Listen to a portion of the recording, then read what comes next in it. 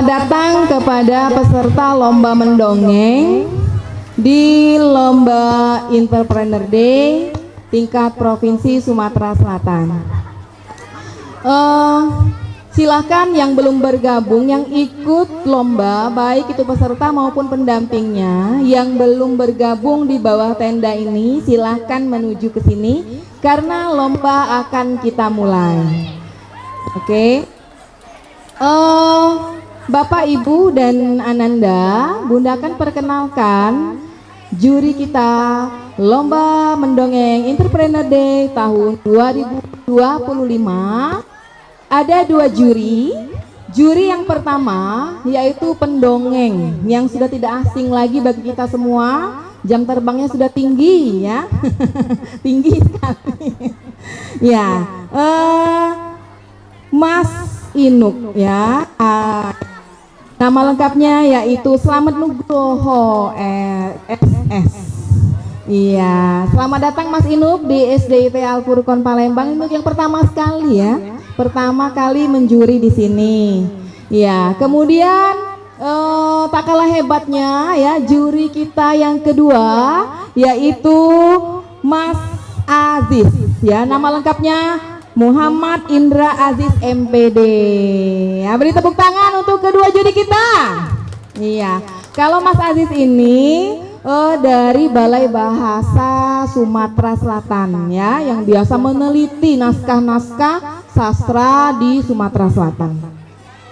Oke, langsung saja kita mulai ya, biar lebih cepat, lebih baik ya. Lebih efektif juga. Kita panggil peserta yang pertama ya, nomor tampil Raisa Aumalika dari SDIT Al Furqon Palembang. Beri tepuk tangan.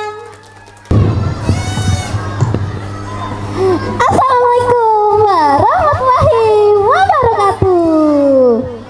Apa kabar semuanya, Dewan Juri dan teman-teman semuanya? Perkenalkan, nama saya Raisa Aumalika. Hari ini saya akan bercerita kisah tentang Jugil. Pada zaman dahulu, hiduplah seorang anak laki-laki bernama Jugil. Dia tinggal di desa Selangit. Pada saat itu, sedang musim penebangan. Jugil dan kakaknya pergi ke hutan menebang pohon dan dijadikannya sawah. Tapi baru saja sebentar Jugil menebang pohon, dia sudah kelelahan. Kak, saya merasa lelah. Boleh tidak saya beristirahat? Lalu dia mencari tempat untuk berteduh. Wah, pohon ini sangat sejuk. Aku jadi mengantuk. Tiba-tiba ada seekor ulat berwarna putih dan kepala keras. Lundi ini mengganggu sekali. Dilempar nih jauh-jauh. Wush. Tiba-tiba, tapi Lundi itu masih mendekati ke kaki Jugil. Kamu membuatku kesal saja. Apa aku memakannya saja ya? Tidak enak. Tiba-tiba, lalu dia bersandar di pohon itu lagi. Kenapa pohon ini bergeser ya? Lalu Jugil tidak sengaja mendorong pohon itu. Pohon ini terjatuh. Apa aku mempunyai kekuatan ya? Setelah itu Jugil mulai membantu orang yang benar-benar membutuhkannya. Sampai suatu hari dari desa sebelah, 4 lawang ingin menguasai desa Selangit. Mendengar itu, Jugil menyuruh para warga untuk pergi ke desa sebelah. Benar saja, pasukan dari desa 4 lawang sudah mendatangi desa 4 langit. Mereka membawa banyak senjata. Wah, kenapa ya penduduk dan desa warganya sangat sepi? Tidak ada orang-orang di sini. Apa mereka ketakutan ya pada kita?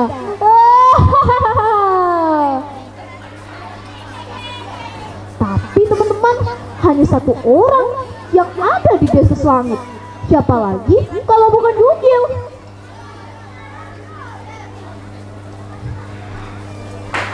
Permisi tuan, saya adalah Jugil. Selama di desa ini, saya akan menemani kalian selama di desa ini. Oh ya, karena sudah mulai malam, saya sudah persilahkan kalian di tempat istirahat yang saya sediakan. Dan senjatanya saya akan simpan. Tanpa ragu, mereka mengasih semua senjata mereka. Saat malam hari, Jugil mengambil senjata itu, lalu dihancurkannya mereka senjata itu. Ush. Sekarang mereka tidak ada senjata. Pagi hari pun tiba. Kukuruk! Suara ayam jantan yang berkokok membangunkan para pasukan. Dan alangkah terkagetnya mereka melihat senjata mereka sudah hancur. Oh, siapa yang telah menghancurkan senjata kami? Kata salah satu pasukan.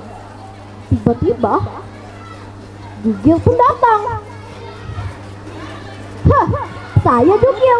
Saya yang telah menghancurkan senjata kalian. Siapa yang ingin maju? Sini, saya lawan kalian. Mendengar keberanian Jugil, mereka langsung ketakutan. Mereka lari sekencang mungkin. Tapi Jugil mengejar. Saat tempat dia mengambil batu besar, lalu dilempar jauh-jauh. Nah teman-teman, batu itu sekarang dinamakan batu Jugil. Hikmah dari cerita ini adalah, jika mempunyai kekuatan, kita harus saling menolong orang lain. Sekian dari cerita kali ini. Wassalamualaikum warahmatullahi wabarakatuh. Waalaikumsalam warahmatullahi wabarakatuh. Beri tepuk tangan untuk nomor 1 atas nama Raisa. Langsung saja nomor urut 2 atas nama Zafir Abkori Sharma dari SD Global Talent Islamic School. Silahkan. Assalamualaikum warahmatullahi wabarakatuh. Halo semua, saya Zafir Abkori Sharma dari SD Global Talent Islamic School Studio Palembang. Hari ini saya akan bercerita tentang Pahit Lidah, pahlawan kejujuran dari Sungai Musi. Di tepi Sungai Musi yang megah, hiduplah seorang pemuda sederhana bernama Pahit Lidah. Bukan itu bukanlah nama asli, melainkan panggilan yang diberikan oleh masyarakat. Alasannya, setiap ucapan Pahit Lidah seringkali menjadi kenyataan. Walau begitu, ia tidak pernah menyalahgunakan anugerah tersebut.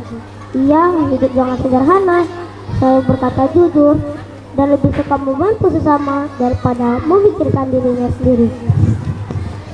Pada suatu musim panjang, hujan tak kunjung turun, sawah menjadi retak-retak, ladang kering kelontang, dan Sungai Musi surut hingga ikan pun jarang terlihat. Penduduk dusun jadi resah, banyak yang mulai berselisih, bahkan ada yang tergoda untuk buat kurang dada.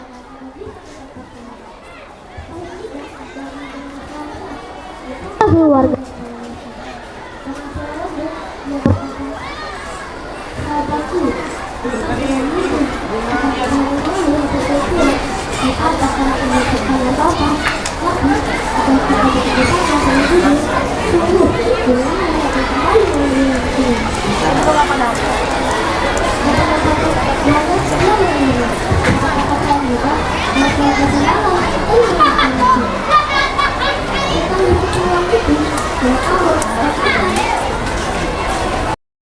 petani akan kembali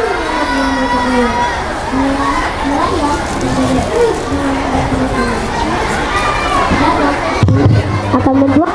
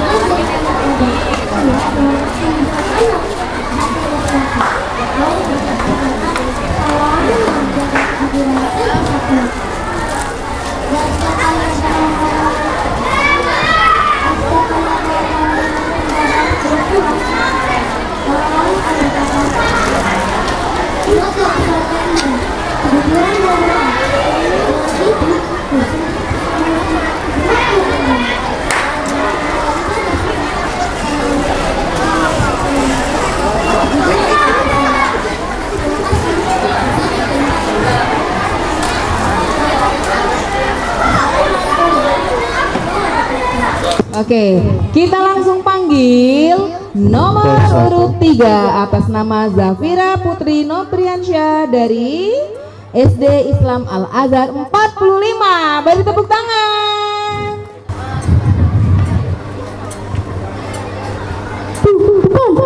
Bukan aku, Nyai. Ini kayu bukan milikku. Aku hanya menjualnya saja. Jangan berbohong, saudaraku. Aku sudah tahu kau adalah orang yang telah merusak hutan ini. Kira-kira apa ya yang terjadi kepada sang penjual kayu? Daun salam, daun katu. Assalamualaikum warahmatullahi wabarakatuh. Bapak Ibu Dewan Juri yang saya hormati, perkenalkan, nama saya Zafira Putri Nopriansyah, biasa dipanggil Zaza. Zaza berasal dari SD Islam Al Azhar 45 Palembang. Hari ini Zaza akan bercerita yang berjudul Serunting dan Bagus Kuning Sang Penjaga Alam, pahlawan dari Hulu Musi. Kisah ini mengangkat kearifan lokal yang mengandung sikap kepahlawanan, pemberani, peduli lingkungan, kerja keras, bertanggung jawab, kreatif, dan senang belajar.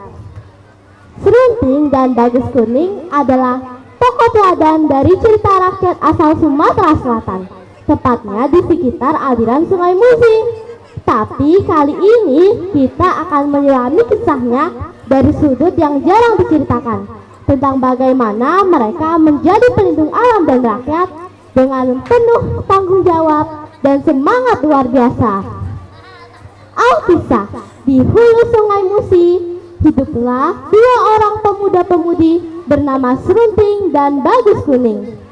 Mereka tinggal di desa kecil yang dikelilingi hutan lebat, sawah hijau, dan sungai yang jernih. Serunting adalah orang yang kuat dan gigih. Ia pandai membaca tanda-tanda alam. Ia juga memiliki kemampuan mengubah ucapan menjadi kenyataan. Sementara Bagus Kuning adalah tokoh wanita yang pemberani, pintar bela diri, dan selalu menolong orang lain. Suatu hari, hutan mereka mulai rusak. Orang-orang serakah menebang pohon tanpa izin, membuang limbah ke sungai, dan menangkap ikan dengan racun. Akibatnya, air sungai menjadi keruh, tanah kering, rakyat pun mulai kelaparan. Serunting dan Bagus Kuning tidak tinggal diam.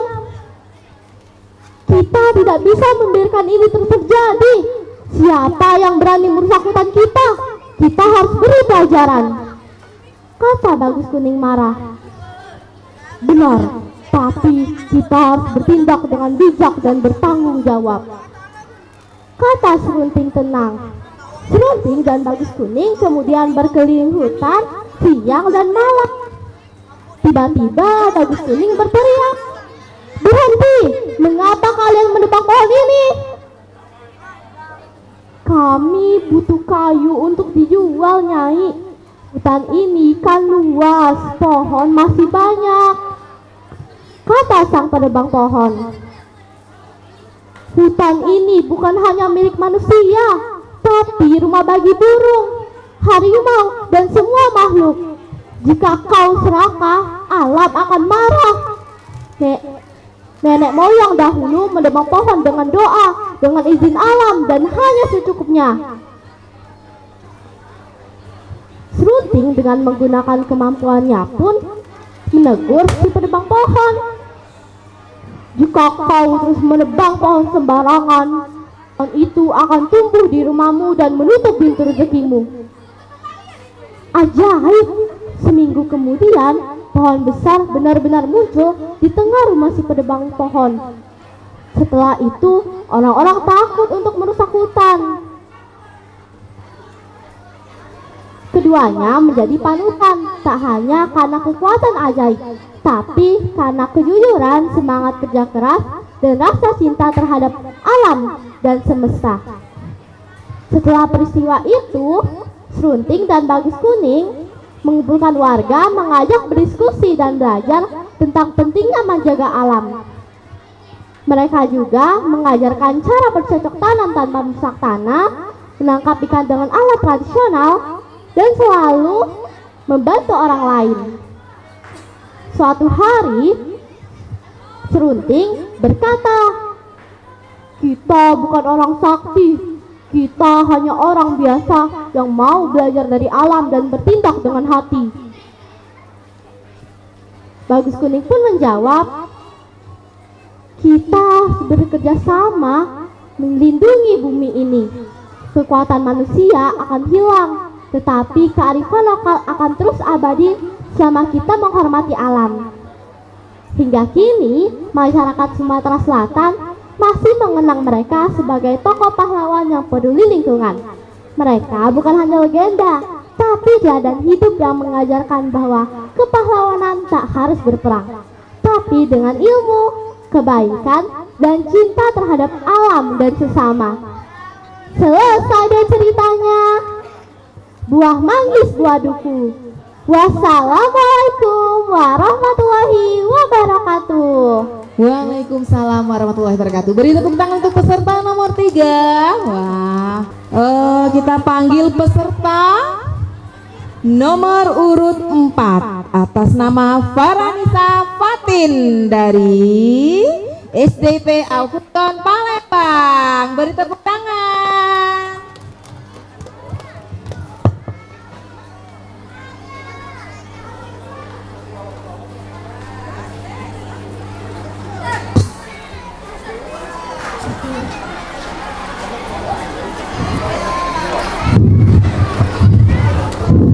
Assalamualaikum warahmatullahi wabarakatuh.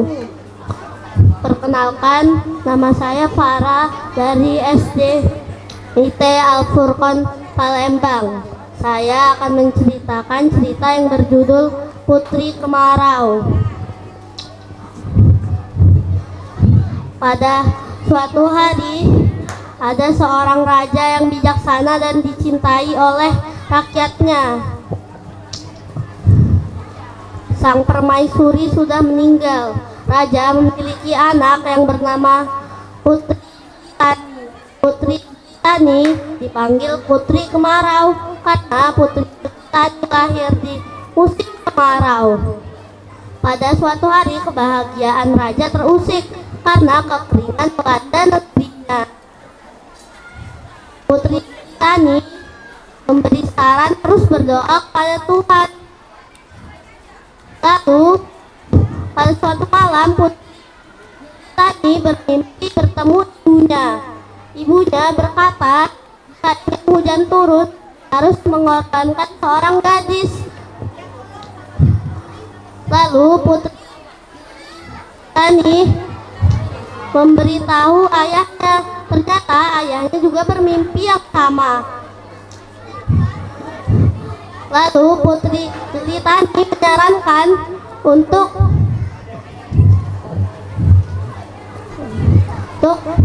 berkorban untuk negerinya. Lalu pada saat tunggu Putri Jelitani ajak ke tepi laut oleh raja. Saat Putri Jelitani ingin melompat, tiba-tiba hujan turun. Putri Jelitani, raja dan rakyatnya pun bahagia. Wassalamualaikum warahmatullahi wabarakatuh. Waalaikumsalam warahmatullahi wabarakatuh. Ya, beri tepuk tangan yang semangat untuk Farhanisa. Oke. Bunda panggilkan nomor urut 5 berhalangan hadir ya. Jadi kita langsung ke nomor urut 6 atas nama Haura Zakia Zaidatul Arzak dari SDIT IMC Palembang. Beri tepuk tangan, silakan. Ke ulu, ke eler, berdayung-dayung, badan nih teoser, gawe kakak kandung. Emak mati, dekati yang sayang lagi. Bangun Ningsal, bangun. Ningsal nyawa dalam kisahnya usang rimau beranjak. Assalamualaikum warahmatullahi wabarakatuh. Salam hormat Dewan Juri, Bapak Ibu dan teman-teman semua. Perkenalkan, nama saya Haura Zakia Zaidatul Arzak. Haura kelas 5 dari SDIT Insan Mandiri Cendekia Palembang. Haura mulai ya ceritanya. Pada zaman dahulu, di daerah Hulu, Sumatera Selatan, ada seorang pemuda bernama Ningsal. Ningsal tinggal bersama ibu dan 2 orang kakaknya yang bernama Buku Nyawa dan Terang Nyawa. Ningsal memiliki sifat yang baik, rajin, dan pemberani. Oleh sifatnya ini, ibunya sangat sayang kepadanya. Berbeda dengan 2 orang kakaknya, sifat mereka suka bermalas-malasan. Setelah ibu mereka meninggal, Ningsal sangat sedih. Tidak ada lagi yang sayang kepadanya. Ia bekerja sendiri, berkebun, masak, dan lain-lain untuk kakaknya yang bermalas-malasan. Suatu hari, Ningsal lupa untuk menyiapkan makanan kepada kakak-kakaknya. Lalu ia diusir dari rumah. Ningsal pun pergi meninggalkan kampung halamannya menggunakan perahu kecil. Berdayung-dayung sambil meneteskan air mata. Setelah satu purnama mengarungi sungai, akhirnya Ningsal sampai di sebuah dusun yang cukup ramai. Ayah Saman, alangkah eloknya dusun ini. Dusun apa ini? Mang, permisi Mang. Ini dusun apa ya? Ini dusun Meranjat. Oh, dusun Meranjat. Ternyata dusun itu bernama Dusun Meranjat. Ningsal pun menetap di sana. Ningsal terkenal sebagai pemuda yang pemberani dan juga cerdas. Ia juga mahir dalam bela diri. Sehingga Silopati Meranjat pun mengangkatnya sebagai kepala keamanan di Dusun Meranjat. Nah teman-teman, tahu tidak apa itu Silopati? Silopati adalah kepala dari Dusun Meranjat. Silopati memiliki banyak kerbau. Dari seluruh kerbau miliknya, ia memiliki 1 kerbau jantan yang sangat kuat. Sehingga terdengar sampai ke telinga Raja Palembang. Hei Senopati Beranjak, seberapa hebat kerbaumu itu? Aku tidak boleh kalah. Aku akan melawan kerbaunya dengan harimau milikku. Kita lihat saja nanti, tidak akan ada yang bisa mengalahkan harimau milikku. Nah teman-teman, Raja Palembang ini terkenal suka mengadu hewan. Senopati tidak bisa menolak keinginan Raja Palembang, sehingga ia menyuruh Ningsa untuk mengantarkan kerbaunya ke Palembang. Ningsa memikirkan cara bagaimana supaya Raja Palembang bisa menghentikan kebiasaan buruknya itu. Bagaimana ya cara supaya aku bisa menghentikan kebiasaan buruk Raja Palembang? Aha, aku punya ide. Akhirnya mereka pun sampai di Palembang. Kerbau dan harimau pun dimasukkan ke dalam arena. Mereka lalu bertarung. Tiba-tiba kerbau mengeluarkan suara panjang dan roboh. Ternyata harimau berhasil menerkam kerbau hingga mati. Saat penonton terkesima, tiba-tiba Ningsa melompat dan berjalan ke arah raja. Ampun Baginda, izinkan hamba untuk melawan harimau raja. Raja pun sedikit marah dan terkejut. Apa? Kau ingin melawan harimauku? Coba saja, tapi itu harimau, bukannya kucing. Iya Baginda, hamba tidak bercanda. Tapi jika hamba menang, hamba punya satu syarat, yaitu raja tidak boleh lagi untuk mengadu hewan. Raja lalu berpikir dan menjawab, baiklah, aku setuju. Ningsa pun masuk ke dalam arena. Ningsa mengambil ancang-ancang. Saat harimau melompat untuk menerkamnya, tiba-tiba Ningsa mengeluarkan sesuatu dari kantongnya. Ternyata itu adalah sepotong daging yang sudah ia berikan ramuan tidur. Dilemparnya daging itu. Harimau segera memakan daging itu. Lalu ia tertidur dengan pulas. Ningsa berhasil mengalahkan harimau. Raja lalu menepati janjinya. Raja memberikan gelar Usang Rimau Meranjat. Usang yang berarti orang yang disegani karena kesaktiannya. Nah teman-teman, ingat ya, kita tidak boleh sombong dan kita juga harus menepati janji kita. Sampai di sini dulu ya cerita dari Haura. Wassalamualaikum warahmatullahi wabarakatuh. Waalaikumsalam warahmatullahi wabarakatuh. Beri tepuk tangan ya. Oke, hebat. Baiklah, kita akan menyaksikan penampilan dari nomor urut 7, yaitu Zara Yasmin dari SDIT Al-Furqan Palembang. Beri tepuk tangan. Wangli, kataku langli, ini nasi, ini gulainya, ini ketupat, lemak-lemaknya. Langli, langli. Assalamualaikum warahmatullahi wabarakatuh. Selamat pagi semuanya. Selamat pagi Dewan Juri yang saya hormati. Perkenalkan, nama saya Zara Yasmin dari SDIT Al-Furqan Palembang.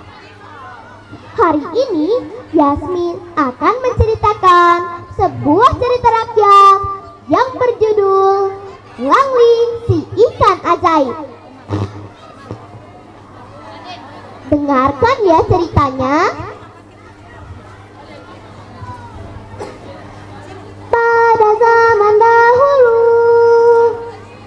sebuah desa dekat hutan di Sumatera Selatan. Ada 7 bersaudara perempuan. 6 di antara mereka selalu bersama, bermain dan bekerja dengan penuh keceriaan.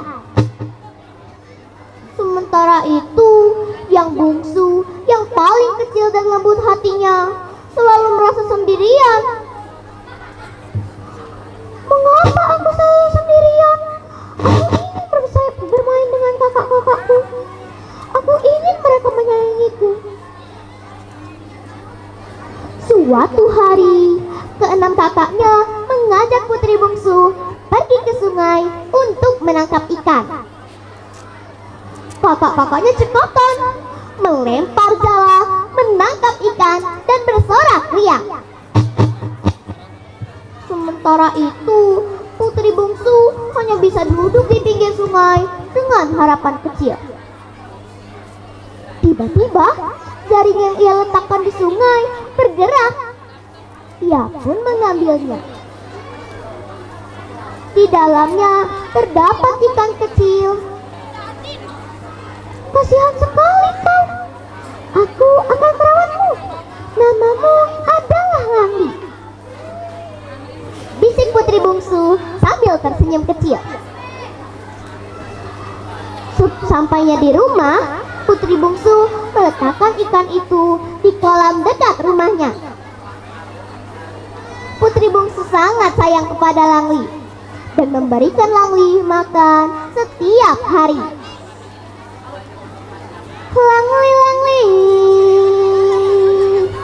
kataku Langli, ini nasi, ini gulainya, ini ketupat, lemak-lemaknya. Setiap kali mendengar lagu itu, Langli muncul ke permukaan dan berenang dengan riang. Tapi teman-teman, kebahagiaan putri bungsu tidak berlangsung lama.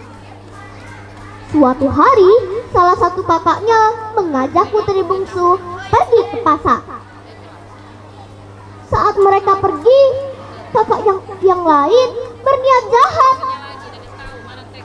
Sepertinya ikan itu akan lezat. Bagaimana jika kita menangkapnya saja? Mereka berniat menangkap Langli.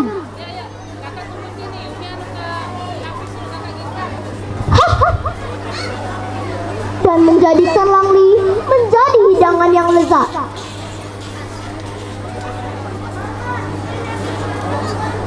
Wah, enak sekali ikan ini.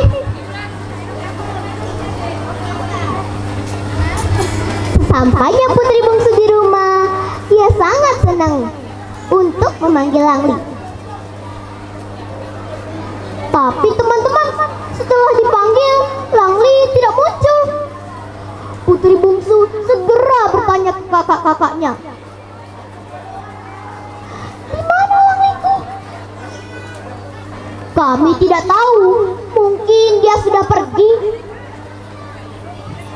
Teman-teman, salah satu kakaknya ada yang merasa bersalah dan memberikan sesuatu kepada putri bungsu. "Kakak, apa yang kalian lakukan kepada Langli? Apa salah Langli? Mengapa kalian tega melakukan ini kepada Langli? Ini Langliku, bukan?" Putri bungsu sangat sedih dan membawa sirip Langli ke kolam, ke sungai tempat pertama kali bertemu, dan memberikan Langli air selasi hitam. Teman-teman, saat diberikan, apa yang terjadi? Suara bergemuruh berdatangan karena air sungai yang berputar-putar. Dan dari dalam pusaran air muncullah sesosok manusia yang ternyata itu adalah Langli. Putri bungsu sangat senang Sejak saat itu, Langli menjadi sahabat putri bungsu. Langli sering membantu putri bungsu menangkap ikan.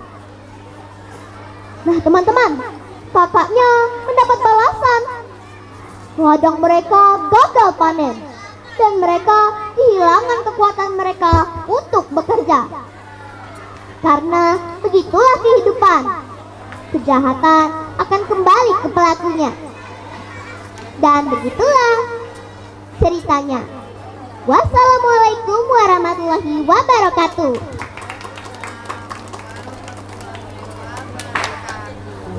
Oke.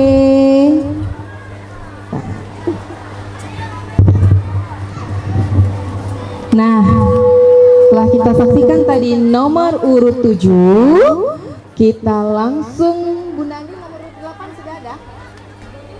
Belum ada?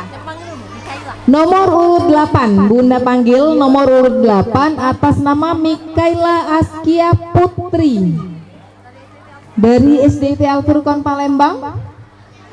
Apakah ada gurunya? Kalau misalnya ya, sekali lagi Mikaela Askia Putri. Ya, kita lewatkan dulu ya, tidak apa-apa, tidak didis ya, kita lewatkan ke nomor urut 9. Ya, nomor urut 9 atas nama Marsha Syakwina Meka dari SD Negeri 120 Palembang. Beri tepuk tangan.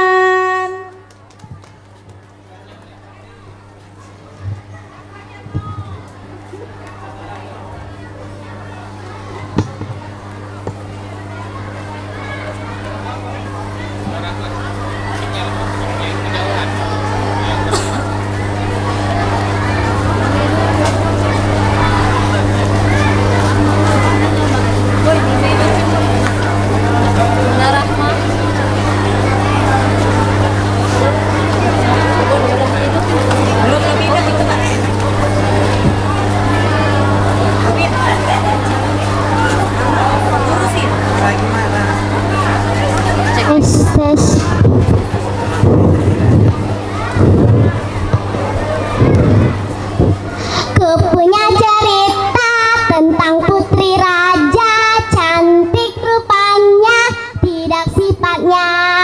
Dianya sombong dan suka menfitnah, Tuhan pun marah. Dihukumlah dia. Assalamualaikum warahmatullahi wabarakatuh. Selamat datang Dewan Juri yang terhormat. Perkenalkan, nama saya Marsha Syakwina Meka. Saya dari SD Negeri 120 Palembang. Hari ini saya akan bercerita yang berjudul Putri Nilam. Putri Nilam adalah anak tunggal Baginda Raja Ulu. Ia sangat cantik, kulitnya halus bagai kualam. Sebab sang putri amat rajin merawat badannya. Di musim kemarau, dia bisa mandi 7 kali sehari. Sayang, Putri Nilam berhati culas dan kejam. Sebab Baginda Raja Hulu selalu membela dan manjakannya. Suatu pagi, Putri Nilam bersiap mandi. Dia membuka semua perhiasannya. Setelah itu, diuntakannya basing-basing. Mak Inang, pengasuhnya, bercepat meringkasi aisannya yang belamburan. Setelah itu dimasukkan di kotak ukiran dari Kuningan. Dengan selembar kain basahan, Putri Nilam berendam ke jeruk kolam. Ups, ternyata cincin kesayangannya masih melekat di jari manisnya.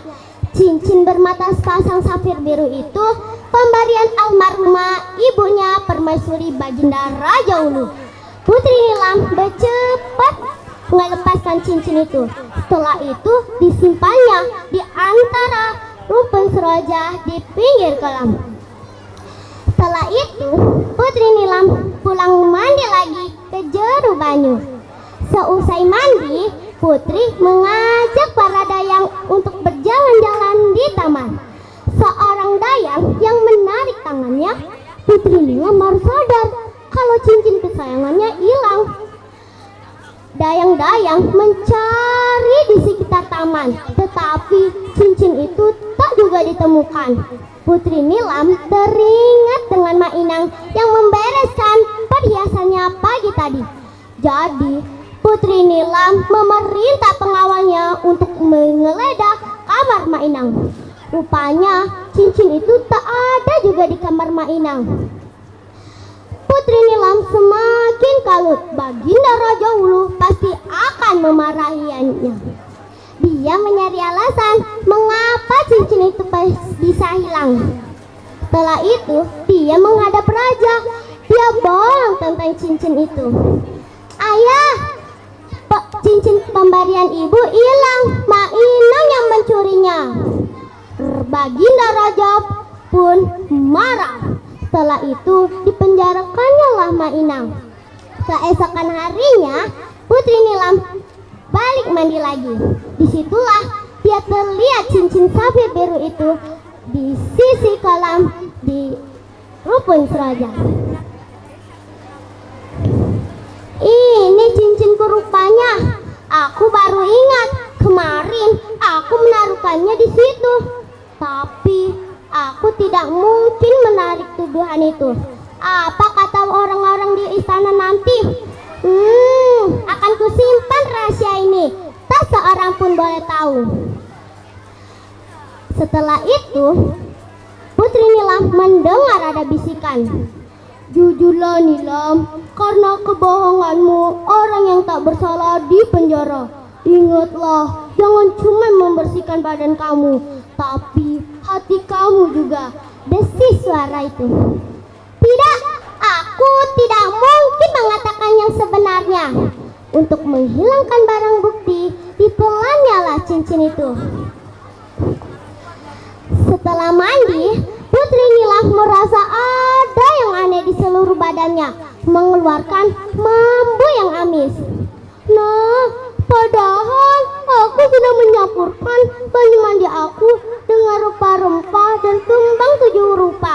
Mengapa bau ini tidak hilang-hilang? Putri Nilam mandi lagi. Dia tidak mau keluar, walaupun dayang-dayang untuk menyuruh Putri Nilam keluar karena sudah terlalu lama mandi. Putri Nilam pun tidak mau. Dengan panik, dayang-dayang pun melaporkan kejadian itu oleh Raja Wulu. Raja Wulu segera ke kolam istana. Sesampainya di kolam istana, Raja Wulu tidak melihat Putri Nilam. Justru yang metu dari kolam itu adalah iwa putih. Matanya seperti biru, seperti batu safir yang indah. Tapi bau badan iwa itu amis nian. Jadi dengan Raja Wulu, iwa itu dibawakannya lah di kotak kaca punya Raja Wulu. Setelah itu ditaruhkannya lah di kamar Raja Wulu. Malam harinya Raja Wulu bermimpi bertemu almarhumah istrinya, sang permaisuri. Jangan berduka suamiku, inilah Enda yang Maha Kuasa. Bawalah iwak putih itu ke Sungai Pelaju. Biarlah dia hidup di sana. Biarlah aku yang menjagakannya. Setelah bilang kayak gitu, permaisuri Raja Wulu pun ngilang. Raja pun terbangun dari tidur malamnya. Keesokan harinya, Raja membebaskan Mak Inang dari penjara. Setelah itu dibawakannya lah iwak putih itu, dibawanya ke Sungai Pelaju. Dilepaskannya lah di sana. Selamat tinggal putriku, uji Raja Wulu. Uang di sana galak tejinga iwa itu. Orang-orang di sana manggil iwa itu Putri Mandi. Nah teman-teman, jadi pesan moral dari cerita tadi adalah janganlah kita galak berbohong, apalagi sampai memfitnah orang yang tidak bersalah. Karena setiap perbuatan pasti ada balasannya. Selesai deh ceritanya. Sampai Sampai di sini dulu ya cerita dari Marsha. Wassalamualaikum warahmatullahi wabarakatuh. Dadah. Warahmatullahi wabarakatuh. Beri tepuk tangan buat nomor urut 9 yaitu Marsha. Iya, kita beri waktu untuk Marsha untuk merapikan semua medianya. Iya. Oke, Bapak Ibu, kita lanjut pada peserta nomor urut 10 atas nama Adifa Anya Kuisha dari SD Islam Az-Zahra Palembang. Beri tepuk tangan.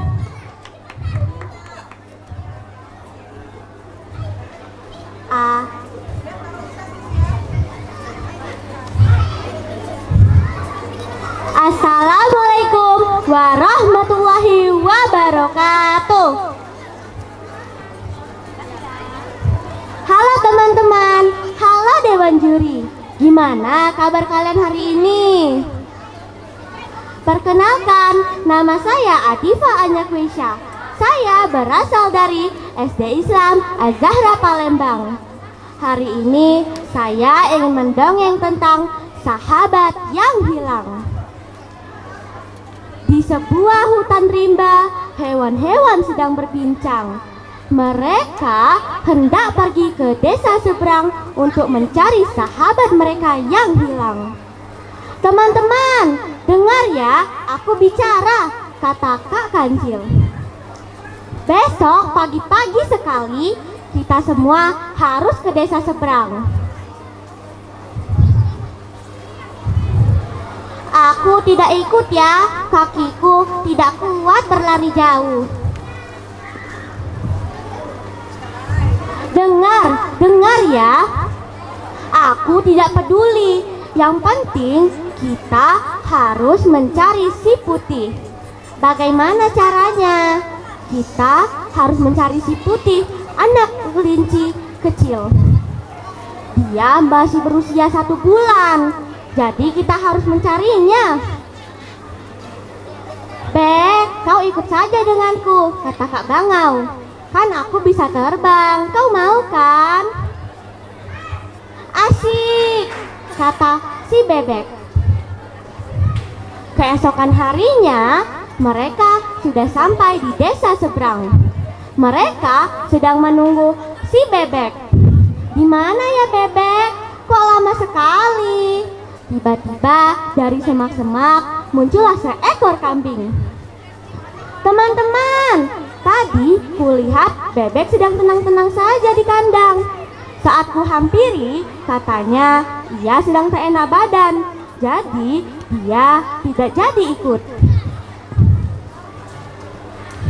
Mereka pun berkata, "Ah, mana bisa begitu? Mungkin dia berbohong," kata hewan-hewan itu berbisik. Sudahlah, kita tidak usah memikirkannya lagi. Mending sekarang kita cari si putih. Kita bagi menjadi 2 kelompok ya. Kelompok pertama pergi ke arah selatan dan kelompok kedua pergi ke arah utara. Kita harus berpencar-pencar. Kalau bisa sebelum matahari terbenam, kita sudah harus berada di tempat ini lagi. Mengerti? Mengerti, kata hewan-hewan serempak. Mereka pun mencari si putih. Matahari sudah panas. Hanya sisa si bebek. Tiba-tiba dari kejauhan si bebek mendengar suara tangisan. Ibu, ibu di mana, Bu? Saat si bebek mencari asal-usul suara tersebut, ternyata itu adalah suara si putih. Ia pun bertanya, Putih, kau di mana?" kata Kak Bebek. "Aku di mana? Kok tempat ini sepi sekali?" ocehan si putih. "Oh, kau ini ada di desamu sendiri, tetapi ibumu dan teman-temanmu mencarimu di desa seberang. Syukurlah kau ternyata ada di sini." Matahari pun terbenam. Lalu ibunya dan teman-temannya pun kembali dengan perasaan lemas dan kecewa karena tidak dapat menemukan si Putih. Saat mereka melihat si Putih ternyata ada di gendongan Kak Bebek, mereka langsung bergembira dan berloncatan mendekati si Bebek. Si Bebek.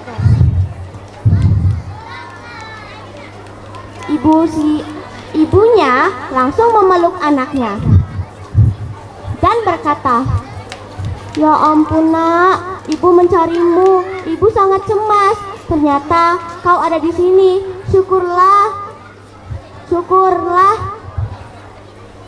Lalu saat mereka melihat ibunya menangis, mereka pun ikut sedih.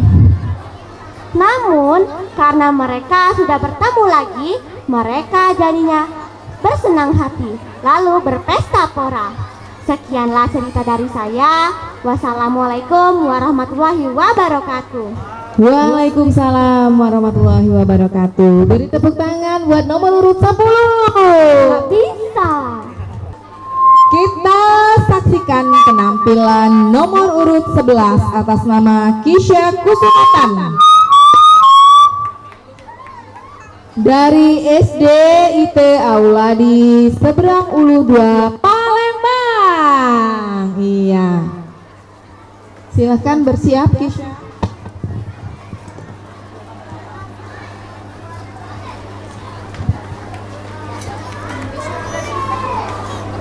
Cek. Besok kita akan datang ke desa Selangit. Kita akan merampok mereka. Apakah Tuan yakin? Di sana terdapat pemuda yang sangat kuat. Kau meremehkanku. Ikut saja denganku. Baiklah. Assalamualaikum warahmatullahi wabarakatuh. Dewan juri yang saya hormati, perkenalkan, nama saya Kisha Kusumata dari SDIT Aula di SU2 Palembang. Hari ini Kisha akan bercerita yang berjudul Jugil. Begini ceritanya. Pada zaman dahulu ada seorang pemuda yang bernama Jugil. Jugil tinggal di desa Selangit bersama ayah, ibu, kakak perempuan, dan kakak iparnya. Jugil sangat pemalas. Sehari-hari ia hanya duduk berpangku tangan, tidak mau membantu ayah ataupun kakak iparnya di ladang. Suatu hari musim menebas tiba. Para peladang pergi ke hutan. Jugil membantu kakak iparnya. Baru saja membantu, Jugil sudah merasa lelah. Kakak, aku sangat lelah. Aku ingin istirahat. Jugil pun bersandar di batang pohon. Dia pun tertidur. Namun ada Lundi yang merambat di kaki pun terbangun. Kau ini Lundi, menggangguku saja. Rasakan ini. Aku ingin tidur kembali. Namun Lundi tetap merambat di kaki Jugil. Jugil terbangun lagi. Kau ini Lundi, menggangguku lagi. Setelah ini kau tidak akan menggangguku lagi. Rasakan ini. Aku ingin tidur kembali. Namun ada yang aneh. Pohon yang jadi sandarannya bergeser. Ada apa dengan pohon ini? Kenapa bergeser? Mungkin karena aku. Baiklah, aku akan mengangkat pohon besar ini. Iya. Wah, pohon besar ini bisa kuangkat. Aku menjadi kuat. Jugil menjadi kuat karena memakan lundi yang istimewa. Lundi adalah sejenis ulat. Jugil menggunakan kekuatannya untuk desa Selangit.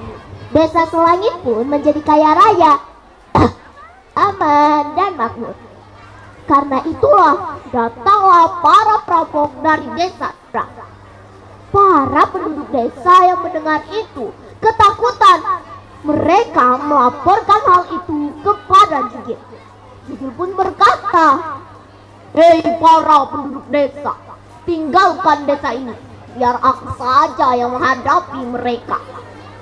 Para penduduk desa meninggalkan desa Serangi. Dan benar saja, pada malam harinya datanglah para perampok dari desa seberang. Hei para penduduk desa, keluarlah kalian, tinggalkan desa ini. Kami akan merampok kalian. Jugil pun mendekat. "Maaf tuanku," para penduduk lari ketakutan karena mengetahui tuan akan datang kemari. "Saya sengaja tinggal di sini untuk mengabdi kepada tuan." Semua ketakutan? Bagus. "Tuan, karena hari sudah malam, silakan tuan beristirahat." "Untuk beristirahat, mari senjatanya saya simpankan." Baik, uruskan senjata kami. Jugil pun merusak senjata milik perampok dengan satu jari. Keesokan harinya, para perampok ingin mengambil senjata mereka. Hei pemuda, di mana kau letakkan senjata kami? "Itu senjata kalian?" Apa? Senjata kami rusak. Siapa kau? "Aku adalah Jugil. Siapa di antara kalian yang ingin melawanku?"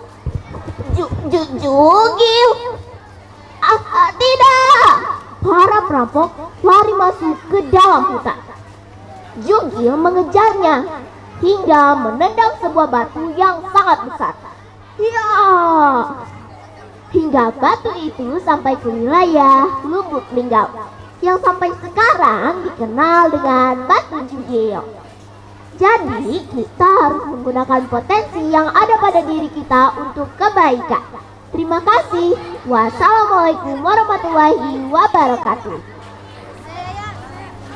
Kita panggilkan nomor urut 12 atas nama Alia Azikra Taya dari SDIT Al-Furqon Palembang. Beri tepuk tangan. Tes. Coba.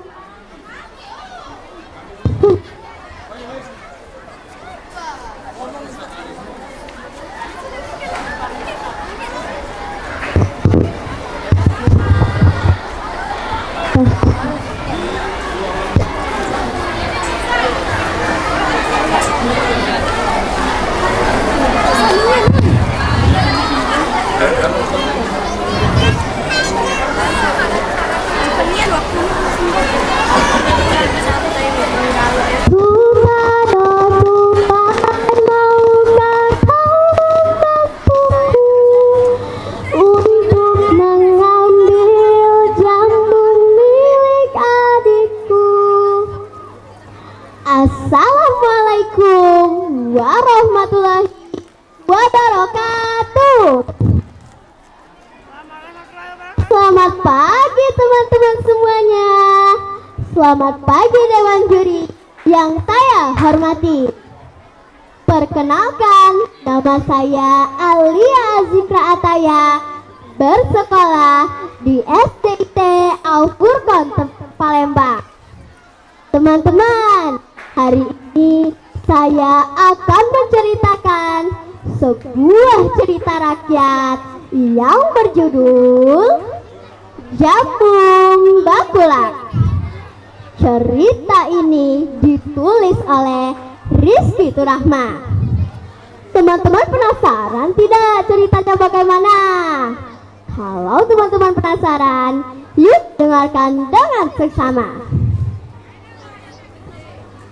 Dahulu kala hiduplah seorang putri dan adiknya. Suatu hari mereka sedang berjalan menuju hutan. Di perjalanan, sang adik merasa kelaparan. Tiba-tiba adik melihat ada sebuah jambu sebesar kulak. Teman-teman, kulak itu adalah wadah yang memuat 2,5 kilogram beras. Lalu adik pun meminta pertolongan kepada Putri untuk mengambil jambu tersebut. Tetapi Putri tidak bisa memanjat. Tiba-tiba Putri melihat ada seekor tupai yang sedang berjalan di rantingan pohon. Putri pun meminta pertolongan pada tupai. Tupai, oh tupai, maukah kau membantuku untuk mengambil jambu milik adikku? Lalu tupai pun menjawab dari atas pohon. Tentu saja Putri, aku akan memanjat dan mengambil jambu tersebut. Dengan segera tupai memanjat dan mengambil jambu tersebut. Tetapi setelah tupai telah mendapatkan jambu tersebut, tupai malah memakannya. Wah, besar sekali jambu ini. Aku akan memakannya sedikit saja. Manis sekali jambu ini. Melihat hal itu, Putri merasa sedih. Tetapi Putri tetap berjalan memasuki hutan untuk mencari pertolongan. Lalu Putri pun bertemu dengan Sumpit. Putri pun meminta pertolongan kepada Sumpit. Sumpit, oh Sumpit, maukah kau membantuku untuk menyumpit tupai yang ingkar janji? Lalu Sumpit pun menjawab, apa? Menyumpit tupai? Tidak, tidak. Aku tidak akan menyumpitnya. Tupai kan temanku. Walau Sumpit tidak mau membantu Putri, Putri tidak putus asa dan tetap berjalan memasuki hutan untuk mencari pertolongan. Lalu Putri bertemu dengan kayu bakar, api, air, gunung, kerbau, tali, dan juga tikus. Tetapi mereka semua tidak mau membantu Putri. Putri tetap berjalan dan ia bertemu dengan kucing. Lalu Putri pun meminta pertolongan kepada kucing. Kucing, oh kucing, maukah kau membantuku untuk mengambil jambu milik adikku? Aku mohon kucing, engkau membantuku. Sebelumnya aku sudah meminta pertolongan kepada tikus. Tetapi tikus tidak mau membantuku. Aku mohon kucing, engkau membantuku. Lalu kucing pun menjawab, "Nyaung, tentu saja Putri, aku akan membantumu. Tetapi mengapa tikus tidak mau membantumu? Lihat saja si tikus itu, akan aku tangkap dia." Ternyata perkataan kucing didengar oleh tikus. Tikus tak mau ditangkap oleh kucing. Tikus pun berkata bahwa lebih baik ia mengerat tali. Tali juga mendengar dan tali berkata bahwa lebih baik ia mengikat kerbau. Kerbau tak mau diikat. Kerbau pun berkata bahwa lebih baik ia menghancurkan gunung. Tadi sangka gunung juga mendengar. Gunung merasa ketakutan. Gunung pun berkata bahwa lebih baik ia menahan air. Air juga mendengar. Air pun berkata bahwa lebih baik ia memadamkan api. Tadi sangka-sangka api juga mendengar perkataan air. Api menjadi ketakutan. Api pun berkata bahwa lebih baik ia membakar kayu bakar. Teman-teman, kayu bakar juga mendengar. Kayu bakar pun berkata bahwa lebih baik ia memukul sumpit. Ternyata sumpit juga mendengar. Dan sumpit pun berkata, "Apa? Aku akan dipukul oleh kayu bakar? Tidak, lebih baik aku menyumpit si tupai." Ternyata tupai pun mendengar kabar tersebut. Lalu tupai melihat ada putri dan teman-temannya datang menghampiri tupai. Tupai menjadi ketakutan dan tupai berkata kepada putri, "Maafkan aku, putri. Ini aku kembalikan jambunya. Maaf ya kalau jambunya sudah kugigit." Lalu putri yang baik hati pun menjawab, "Tak apa, tupai, walau jambunya sudah kau gigit, yang penting adikku masih bisa memakannya. Aku juga senang, banyak yang mau membantuku." Nah, ceritanya selesai teman-teman.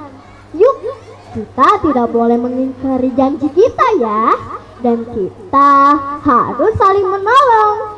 Demikianlah cerita dari saya. Wassalamualaikum warahmatullahi wabarakatuh.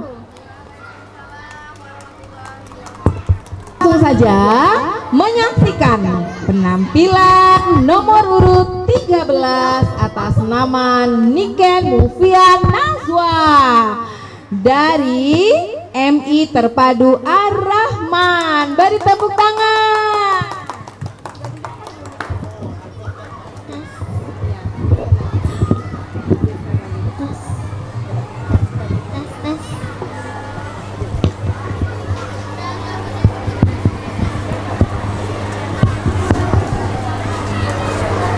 Assalamualaikum warahmatullahi wabarakatuh.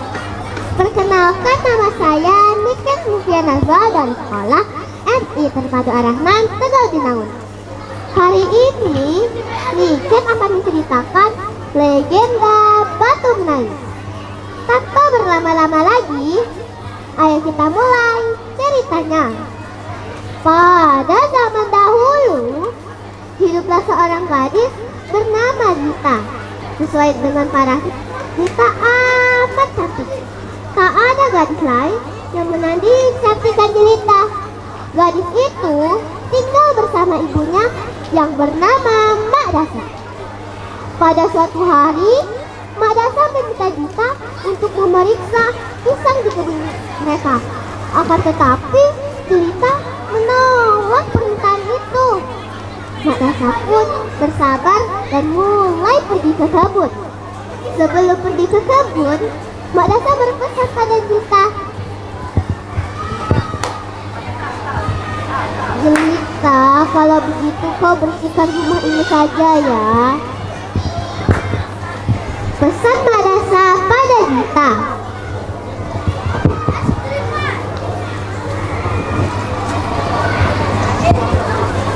"Ibu, apa ibu tidak lihat aku sedang sibuk? Santai, pergilah."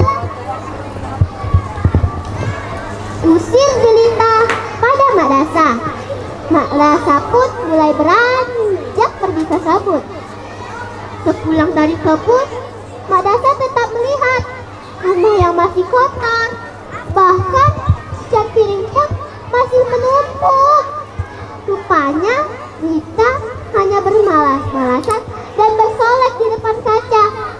Sementara itu, Jelita amat senang melihat ibunya membawa uang hasil menjual pisang.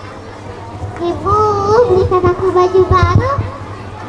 Rengek Jelita pada Mak Dasa. Jelita, uang ini untuk kita membeli beras dan lauk pauk untuk beberapa hari ke depan.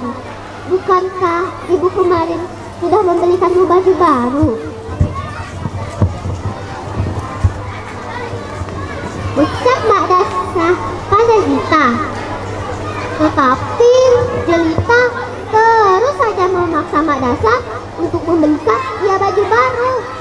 Mak Dasa pun bersabar dan akan membelikan Jelita baju baru. Keesokan harinya, mereka pergi ke pasar yang cukup jauh dari rumah mereka. Sesampai di pasar, Jelita memilih baju yang dia suka. Yang ini cocok, Bu. Ucap Jelita sambil menunjukkan sebuah baju pada Mak Dasa. Jelita, baju itu terlalu bagus, pasti mahal harganya. Ucap Mak Dasa dengan lembut. Jelita, ih ibu, aku mau baju itu, cepat bayar baju itu. Jelita pun memaksa Mak Dasa. Mak Dasa pun membayar baju itu. Keesokan harinya, saat perjalanan pulang, Jelita mengambil jarak dengan Mak Dasa.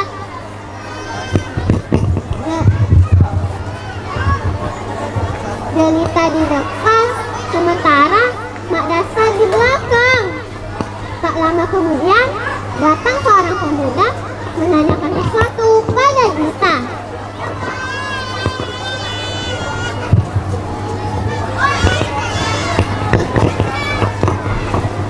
Hai gadis, siapa namamu? Tanya pemuda itu pada Jelita. Namaku Jelita. Ucap Jelita pada pemuda itu. Wah, sesuai dengan pantun yang sangat cantik Jelita. Itu lalu siapa yang mengaku itu? Tanya lagi pemuda itu. Itu pembantuku. Jawab Jelita pada pemuda itu. Mak Dasa yang mendengar itu pun sedih dan masih percaya bahwa anaknya tidak akan mengulangi hal yang sama. Tapi apa yang terjadi semuanya?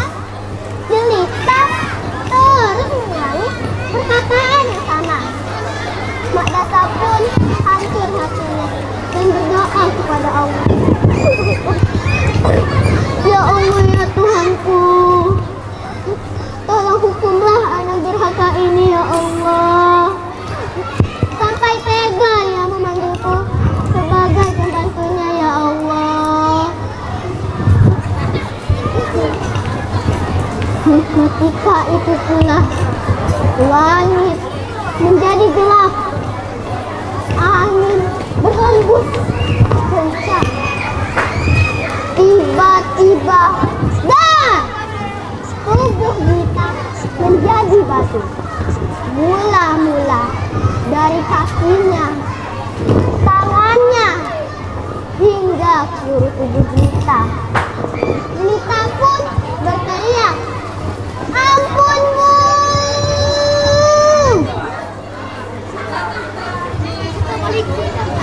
Tapi semua itu telah terlambat. Jelita telah menjadi batu utuh. Mak Dasa yang melihat di pipi Jelita ada tetesan air mata yang masih mengalir. Itu yang disebut batu menangis.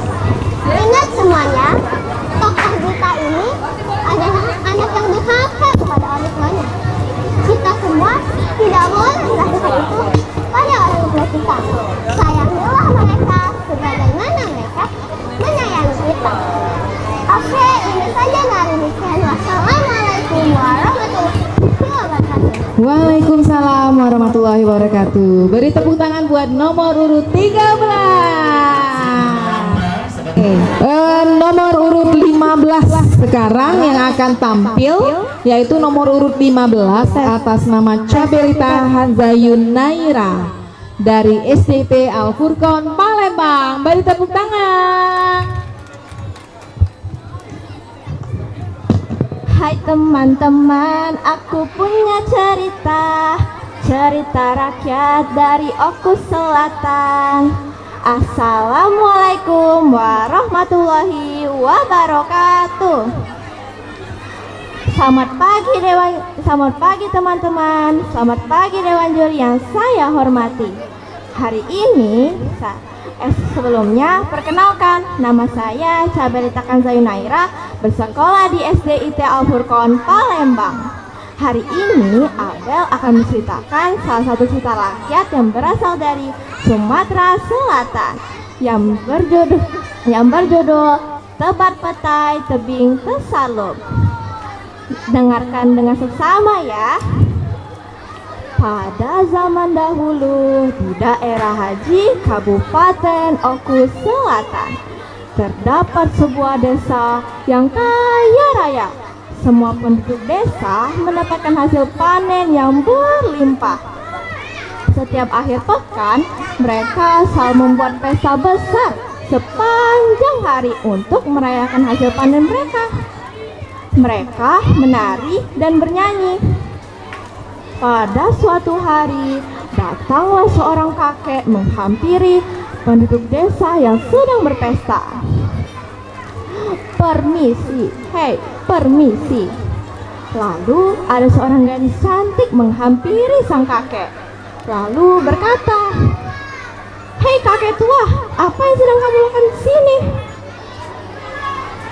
"Kakek sudah lama tidak makan. Bolehkah kakek meminta sedikit makanan?"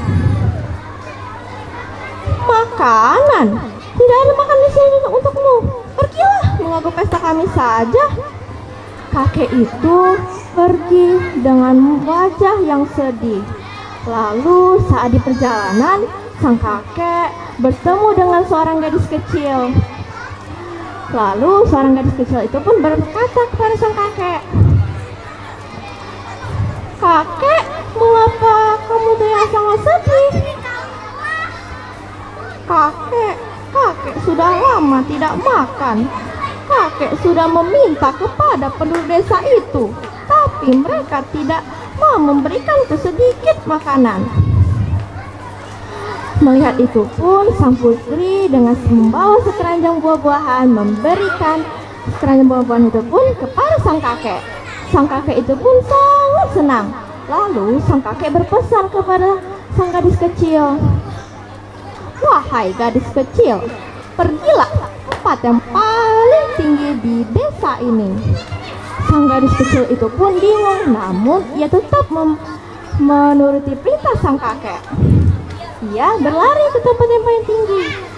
Lalu sang kakek mengeluarkan 7 buah lidi dan berkata, "Sebentar lagi penduduk desa itu akan mendapat balasannya." Kakek itu menusuk 7 buah lidi tersebut ke tanah. Aku akan mencabut lidi ini." Lalu perlahan air keluar, semakin lama semakin deras dan menenggelamkan desa tersebut. Penduduk desa menyebutnya dengan sebutan Tebar Petai Tebing Tesalub, yang berarti sungai petai berasal dari bukit yang tinggi. Nah teman-teman, kita harus berbuat baik bersama ya, dan jangan pernah sombong kepada orang lain. Begitu saja cerita dari saya. Wassalamualaikum warahmatullahi wabarakatuh. Waalaikumsalam warahmatullahi wabarakatuh. Beri tepuk tangan untuk Cabelita. Selita nomor urut 15. Nah, untuk selanjutnya kita akan melihat penampilan mendongeng dari nomor urut 8 ya, yang tadi terlewat, atas nama Mikaela Askia Putri dari SDIT Al Furqon Palembang. Beri tepuk tangan. Nomor urut 8 ya.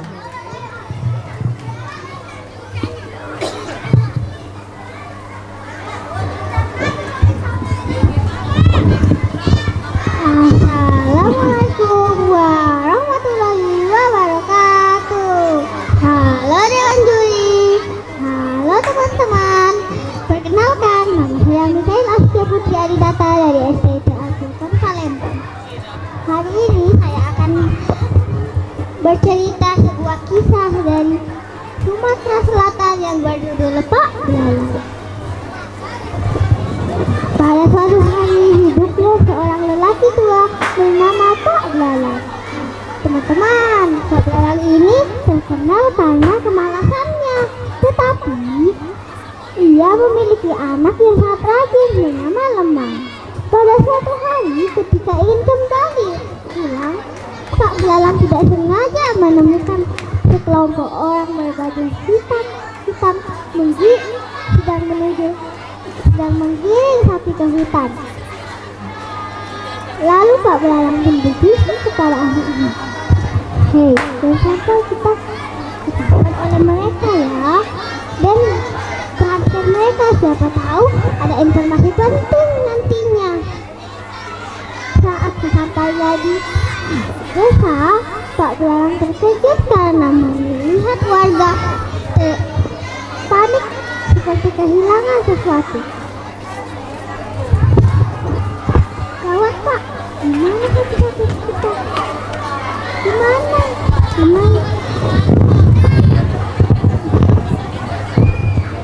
Pak Belalang pun berpura-pura tidur dan memijak.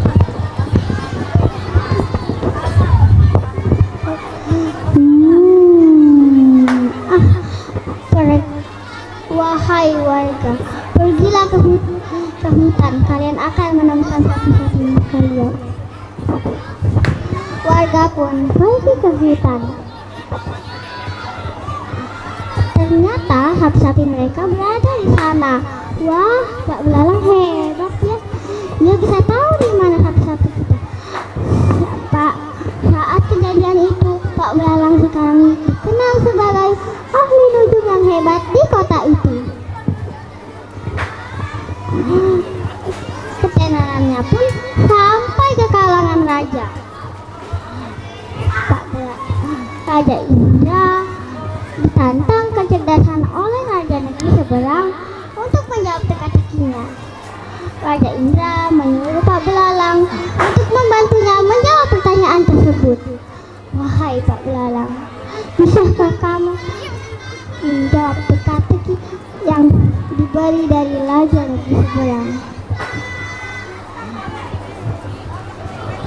Pak Belalang menyuruh anaknya Lemang untuk mendengarkan cerita dari bayi kapal yang sudah tersandar untuk mencari informasi. Oh, begitu ya jawabannya. Setelah itu hal yang dinantikan juga. Pak Belalang, raja negeri seberang, dan Nyonya Indra pun berkumpul.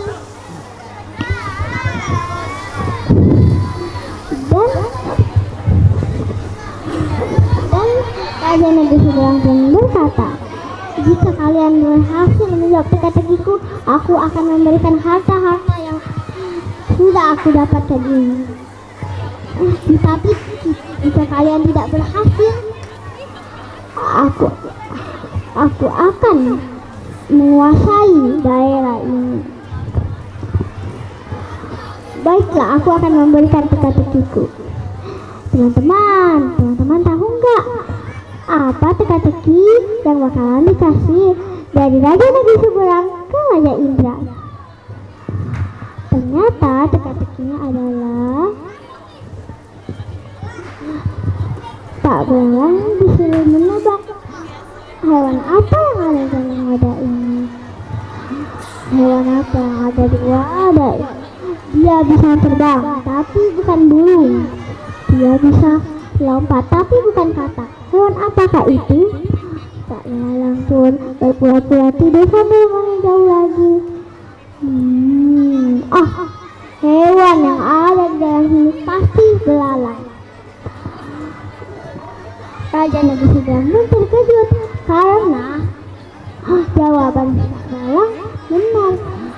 Wah, Pak Belalang, aku mengakui kehebatanmu. Semenjak itu, Pak Belalang tidak mau lagi menjadi ahli nujum karena dia tidak ingin berbohong lagi yang akan membuat hidupnya menjadi tenang. Pesan moral di cerita ini adalah selalulah bersama agar hidup kita tenang. Demikianlah cerita saya dari Kela Astaghfirullah Dinata. Assalamualaikum warahmatullahi wabarakatuh. Waalaikumsalam warahmatullahi wabarakatuh. Beri tepuk tangan buat nomor urut 8. Penampilan nomor urut 16 atas nama Safia Kusumatan dari SDT Auladi Seberang Ulu 2 Palembang. Beri tepuk tangan untuk nomor urut 16.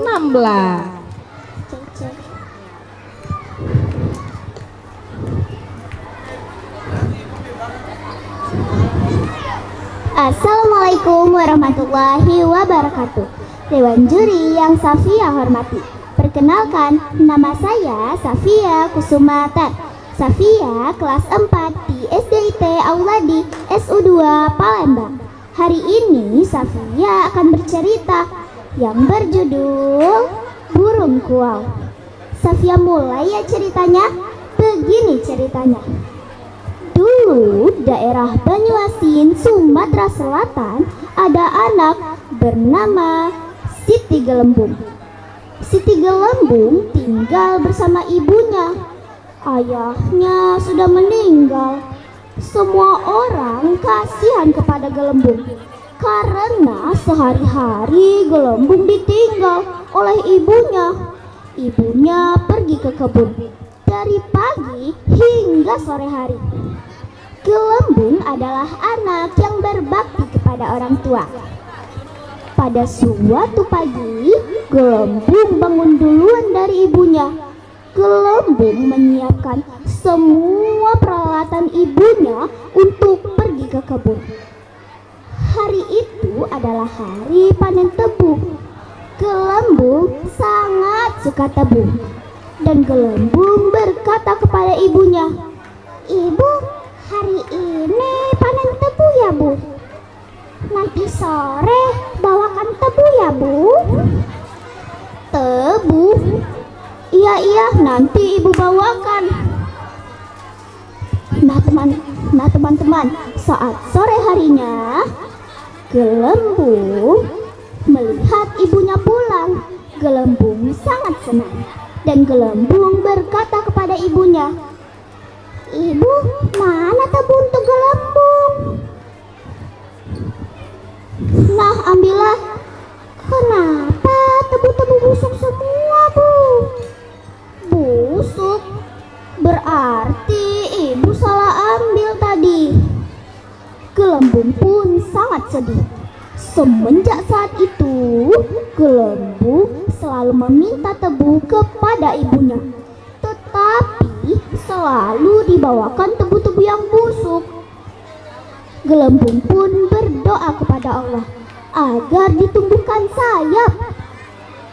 Dengan penuh kesedihan, Gelembung bernyanyi, "Tebu sebatang ibu sayang, anak satu-satunya ibu tak sayang." Pada malam harinya, Gelembung bermimpi bertemu ayahnya. Ayahnya pun berkata, "Wahai anakku Gelembung, kalau kau ingin ditumbuhkan sayap, bernyanyilah terus-menerus dan berdoalah kepada Allah." Nah teman-teman, keesokan harinya Gelembung bernyanyi terus terus-menerus. Tebus sebatang ibu saya, anak satu-satunya ibu tak sayang, anak satu-satunya jadi burung, burung kuau di fajar hari. Nah teman-teman, tiba-tiba gelembung berubah menjadi burung. Gelembung ditumbuhkan sayap yang sangat cantik. Gelembung pun terbang tinggi. Ibu gelembung yang melihat itu memanggil gelembung. Turun nak, turun. Nanti ibu bawakan tubuh-tubuh yang bagus. Turun nak, turun. Tetapi gelembung tidak mau turun. Gelembung malah pergi jauh meninggalkan ibunya. Ibu gelembung sangat sedih. Dan ibu gelembung berdendam juga. Tebus sebatang aku sayang, anak satu-satunya aku tak sayang, anak sayang jadi burung, burung kuau di fajar hari. Nah teman-teman, penduduk di sana memanggilnya burung kuau karena bunyinya kuau, kuau, kuau. Jadi sebagai anak kita harus berbakti kepada orang tua, dan sebagai orang tua haruslah bijaksana. Terima kasih. Wassalamualaikum warahmatullahi wabarakatuh. Dadah. Waalaikumsalam warahmatullahi wabarakatuh. Oke, selanjutnya kita akan saksikan penampilan nomor urut 17 atas nama Muhammad Omar Arkan dari SDIP Al Furqon Palembang. Beri tepuk tangan. Assalamualaikum warahmatullahi wabarakatuh. Halo, nama saya Oma. Saya akan menjelaskan tentang legenda asal-usul Batu Raja. Kisah ini diangkat dari teori asli Rakyat Udah Kami Ulu. Sama kita ini ya, beratus tahun yang lalu, ya kita kembali bagi Udah Kami Ulu yang hafal ulang belantara. Pohon menjulang tinggi, akan menjalan karena berlaku yang bersaut-sautan. Di antara hutan itu terdapat sungai kecil, airnya sangat jernih. Kapal besar itu mengambil air minum, namun ada satu hal yang bikin orang penasaran.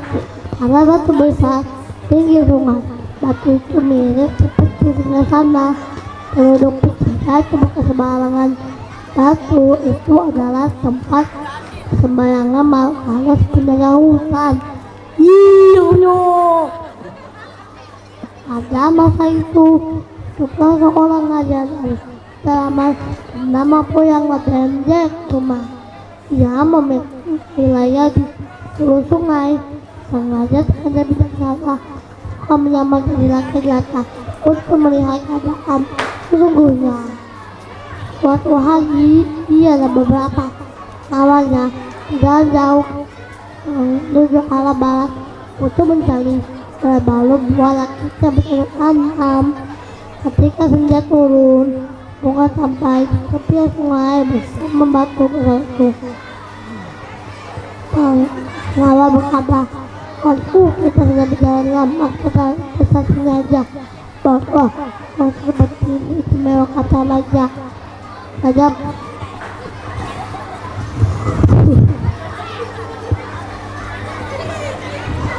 Raja pun melihat batu di pinggir sungai.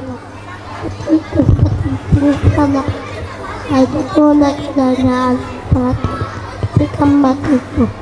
Tapi ini batu seperti sana. Aku ingin memilikinya. Kalau aku mau hidup hamba, sama seperti sana ini, kata orang pengawal. Saat saja untuk sana menjadi berbeda. Bulu tidak berkicau dalam menjadi satu ada mampu pulang.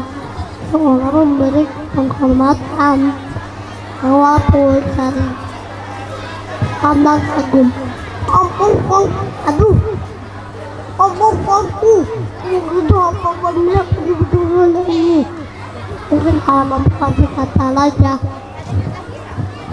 Mereka pun berkemah di samping batu itu. Dalam mimpinya, raja melihat kaki berdua putih di depan hadapannya. Kakek itu berkata seperti ini, oh ular yang biasanya adalah ular ini. Ini kebetulan dari siang ini. Sama kok kakek kata aja agak dari ini hutan ini. Seperti ini saya dulu karena seperti ini.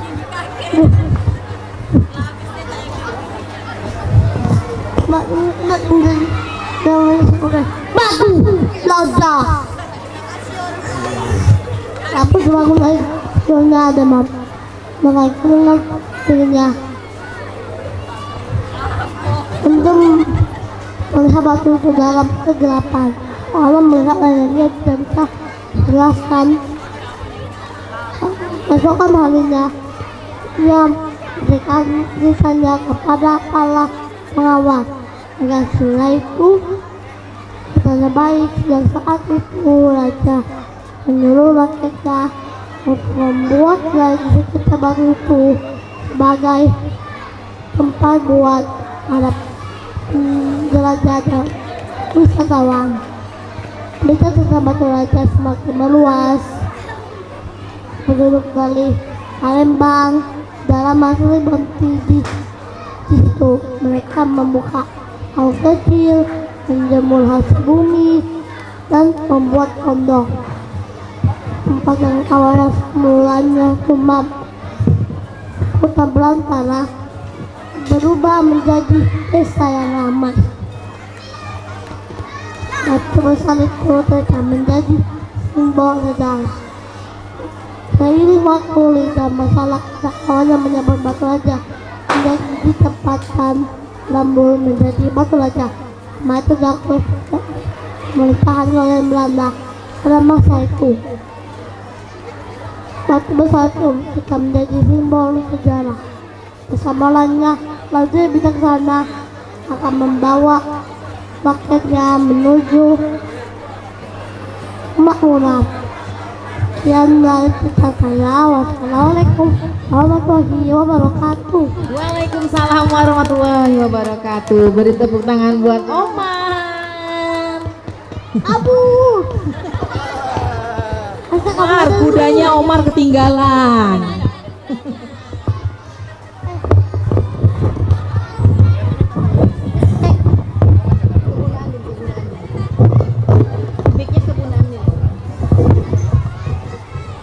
Oke, Dewan Juri, Bapak Ibu dan Ananda semuanya.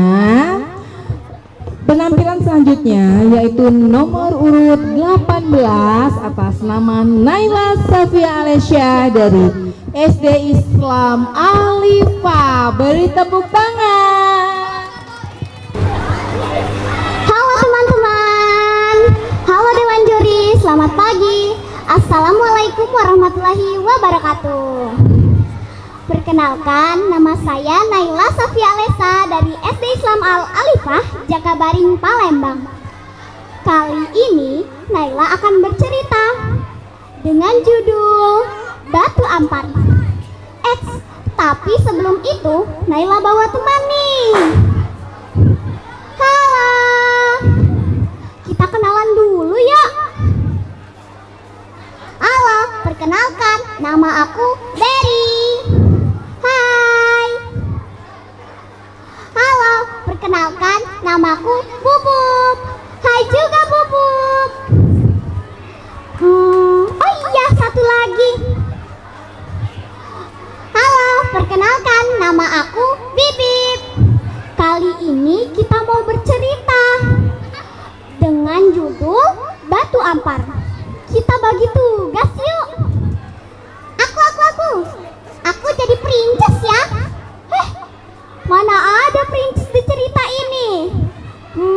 Karena kamu cantik, kamu jadi emaknya Dampu Awang. Asik, aku emaknya Dampu Awang. Aku jadi kamu jadi penduduk. Yeay, aku jadi penduduk. Aku selanjutnya kamu jadi Dampu Awang. Asik, aku jadi Dampu Awang. Kita mulai yuk ceritanya. Pada zaman dahulu, di kota Palembang, hiduplah seorang anak miskin yang bernama Dampu Awang. Karena kemiskinannya, Dampu Awang tidak memiliki teman sama sekali. Dan Dampu Awang suka dibully oleh teman-temannya. Tetapi Dampu Awang memiliki sifat pekerja keras. Dampu Awang pandai dalam berniaga atau berdagang. Untuk mengubah nasibnya, Dampu Awang memutuskan untuk merantau ke negeri seberang. Bertahun-tahun lamanya, sang Dampu Awang akhirnya menjadi pedagang yang sukses dan kaya raya. Prinsipnya sangat mudah, membeli dengan harga yang semurah-murahnya, lalu menjualnya dengan harga yang semahal-mahalnya. Pada suatu hari, sang Dampu Awang kembali ke tanah kelahirannya, Palembang. Dengan gagahnya, sang Dampu Awang memasuki kapalnya. Akulah sang Dampu Awang, gagah tampan dan penuh pesona. Akulah sang Dampu Awang, saudagar kaya raya dari negeri Palembang. Semua orang pasti mengenalku, semua orang pasti memujaku. Kecil, besar, tua, muda, pasti akan terpesona dengan wajahku. Semua akan terpana dengan hartaku. Aku bagaikan seorang raja. Pastinya raja tampan dan kaya raya. Sesampainya di kota Palembang, sang Dampu Awang sedang menikmati keindahan tepian Sungai Musi. Tiba-tiba ada segerombolan para warga yang ingin menyambut kedatangan Dampu Awang. Wah, dari jauh cak belagak nian. Kami kira sultan dari mana? Dak taunya wong lama. Dulurku Dampu, jola bukan awak ni sang Dampu Awang. Aden, lumak baik. Giliran waktu aku saruh, miskin, kau yang galak nolongnya aku. Sekarang giliran aku lah Jayo. Rame-rame manggil aku dulur. Tidak. Dalam kapal ini isinya cuma batu sama pasir. Gak kate makanan yang pacak dimakan. Oh, cocok Dampu. Gak kadunian kapal sebesak dan sebagus itu. Isinya cuma batu sama pasir. Kalau mudi ke kau nih. Aku nih nak mudi ke. Sumpah demi Tuhan Yana. Dalam kapal aku nih isinya cuma batu sama pasir. Aku nih rencananya nak antar ke batu sama pasir ini ke seberang untuk buat tanggo. Cacam Dampu. Tanggo apa nih ya? Taunya tanggo bontong. Tiba-tiba dari kerumunan wong-wong yang menyambut kedatangan Dampu Awang, terdengarlah suara betina tua yang selama ini sudah lama nian menunggu kedatangan Dampu Awang. Dampu, kalau balik nak. Siapa kau ni? Aku tak kenal sama kau. Aku makmu Dampu. Tidak. Mak aku tuh lama mati kanut di Sungai Musi. Dampu, jangan durhaka nak. Tidak, kau tuh pasti cuma pengemis yang nak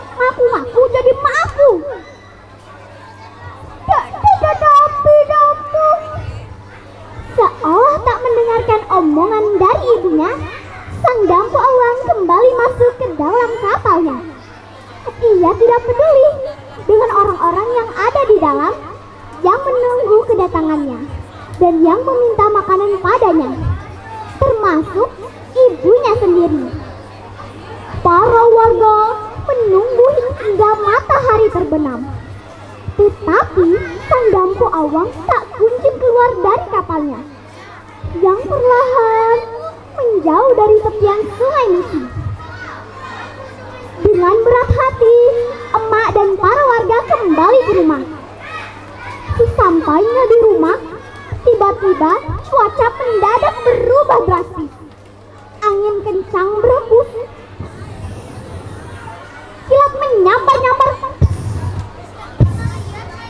dan petir sesekali menyambar dengan suara yang sangat keras. Jedar!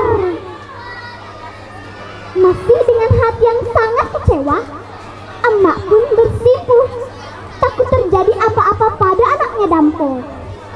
Emak pun menegakkan tangannya seraya berkata, "Ya Tuhanku, Yang Maha Kuasa, ampunkanlah dan sadarkanlah anakku Dampo. Kembalikanlah ia padaku, aku sangat merindukannya." Di tempat lain, sang Dampo Awang sedang menghadapi hujan badai di tepi Sungai Musi. "Oh tidak, tolong, ampun, aku tobat. Pak, Pak, tolong, tolong Dampo. Pak, Pak, Pak." Esok paginya, para warga beramai-ramai menuju tempat kapal Dampo Awang menepi. Yang mereka lihat hanyalah pecahan kapal Dampo Awang. Dan anehnya, tiba-tiba saja ada amparan batu-batu yang terampar di tepi Sungai Musi, yang menyerupai karung-karung beras dan lain-lain.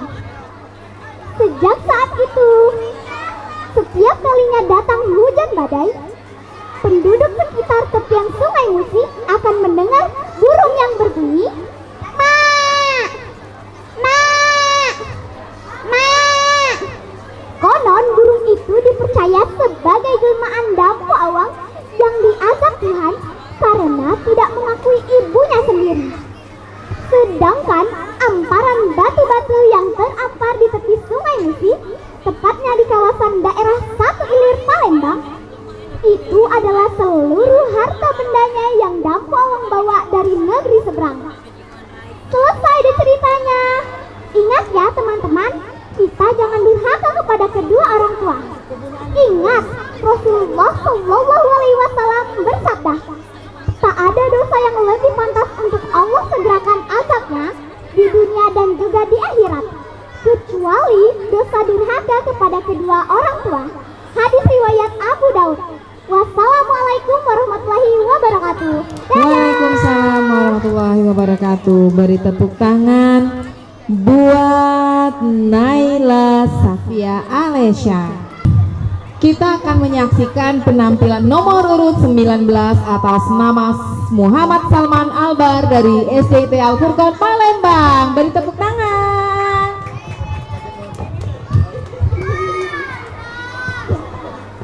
Assalamualaikum warahmatullahi wabarakatuh. Apa kabar Dewan Juri dan teman-teman? Perkenalkan, nama saya Muhammad Salman Albar.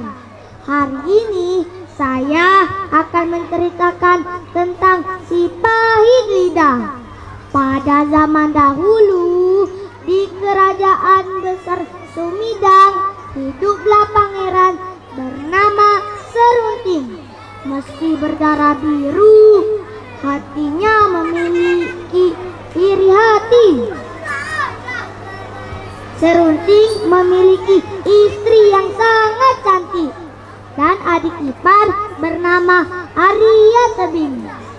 Kedua pria itu memiliki ladang yang bersebelahan, dipisahkan pepohonan rimbun. Di bawah pohon-pohon itu tumbuhlah tanaman yang disebut cendawan yang misterius. menghadap ladang ke area tebing menjadi emas yang berkilau. Namun cendawan yang menghadap ke ladang serunting menjadi tanaman parasit tidak berguna. Ini pasti ulah si Arya tebing. Dia menggunakan ilmu saktinya. Geram si serunting setiap malam, matanya menyala merah. Keesokan harinya, dengan langkah berapi-api, serunting mendatangi Arya tebing. Kau telah berbuat curang kepadaku, bentaknya keras. Serunting terdiam dan terkejut. Tapi kakak ipar, aku tidak pernah membuat curang.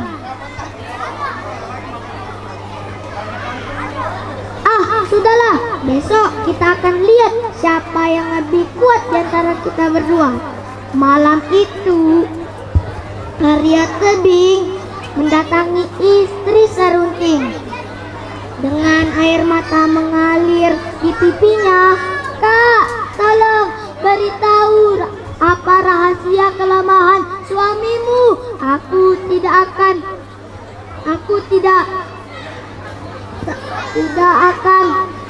Aku akan mati jika tidak mengetahuinya."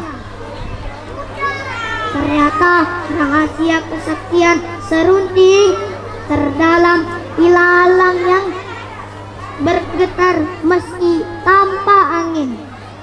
Keesokan harinya, sebelum mereka berduel masing-masing dengan kakinya, Arya tebing diam-diam menancap tombak ke ilalang yang tidak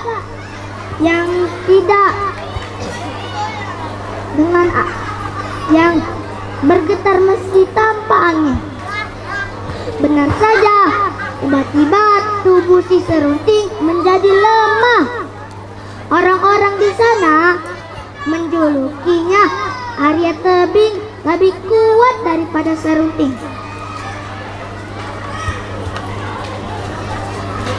Serunting pergi mengembala meninggalkan kerajaan Sumedang selama 2 tahun. Serunting duduk di bawah pohon bambu. Tiba-tiba suara gaib pun menggema. "Wahai serunting, aku Hyang Mahameru. Aku akan memberi kekuasaanku kepadamu. Aku mau, berikanlah kekuatan itu kepadaku." Bertapalah daun dan bambu menutupi badan si serunting. Serunting membuktikan kekuasaannya.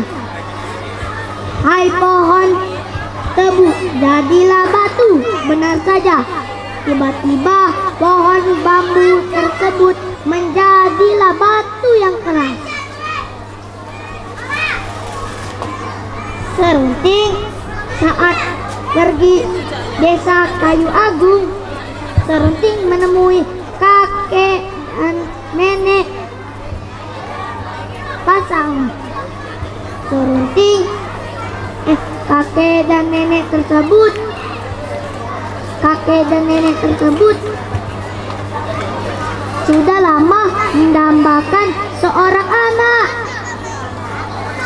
Tiba-tiba hati si serunting menjadi terenyuh.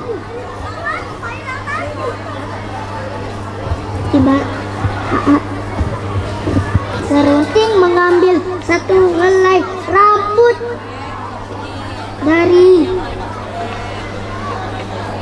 dari rambut nenek tersebut. "Wahai satu helai rambut, jadilah bayi yang sehat." Tiba-tiba satu helai rambut tersebut menjadi bayi yang kuat dan sehat. Saat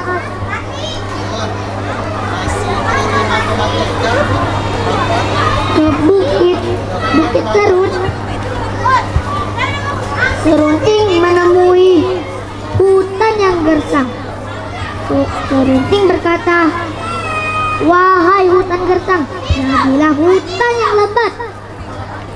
Tiba-tiba hutan yang gersang itu menjadi hutan yang lebat.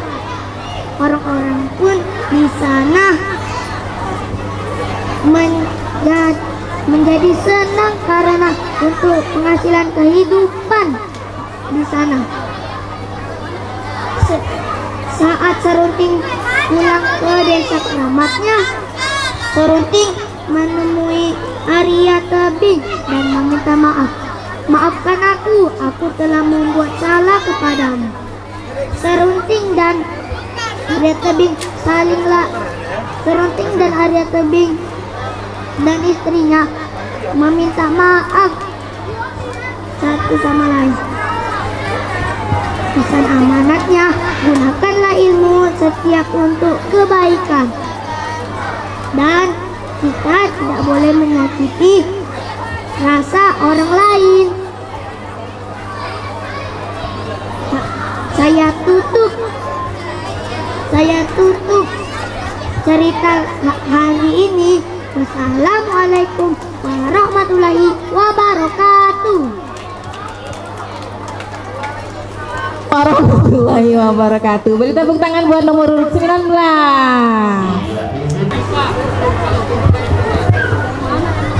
Oke, selanjutnya adalah nomor urut 20 atas nama Arifah Syakira Putri. Beri tepuk tangan. Bentar ya.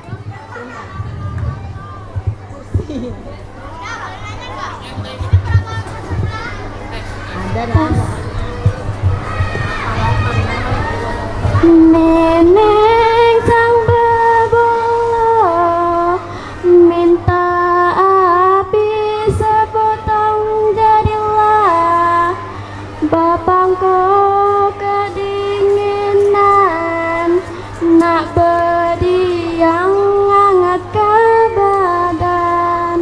Assalamualaikum warahmatullahi wabarakatuh. Selamat pagi teman-teman. Selamat pagi Dewan Juri yang saya hormati. Perkenalkan, nama saya Arifah Syakira Putri, bersekolah di SDIT Al-Furqan Palembang.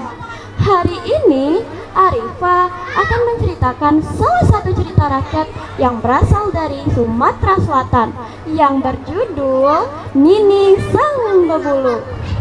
Yuk dengar ceritanya dengan seksama. Pada zaman dahulu kala, ada sebuah desa yang jauh dari keramaian. Di ujung desa ada sebuah rumah yang sangat sederhana. Rumah itu dihuni oleh sebuah keluarga dan 7 anak gadisnya. Tetapi orang tua mereka sudah sangat tua. Suatu hari ayah mereka pergi mencari udang di sungai. Sepulang mencari udang, tiba-tiba turun hujan yang sangat deras, sehingga membuat badan sang ayah menggigil kedinginan. Tak jauh dari situ, ada sebuah gubuk yang ditinggali oleh seorang kakek tua yang di sekujur tubuhnya mempunyai banyak bulu, sehingga ia sering dijuluki Nining Sang Bebulu. Saat itu, hanya Nining Sang Bebulu yang mempunyai api. Maka 7 anak gadis itu berusaha meminta api kepada Nining Sang Bebulu. Dimulai dari putri pertama.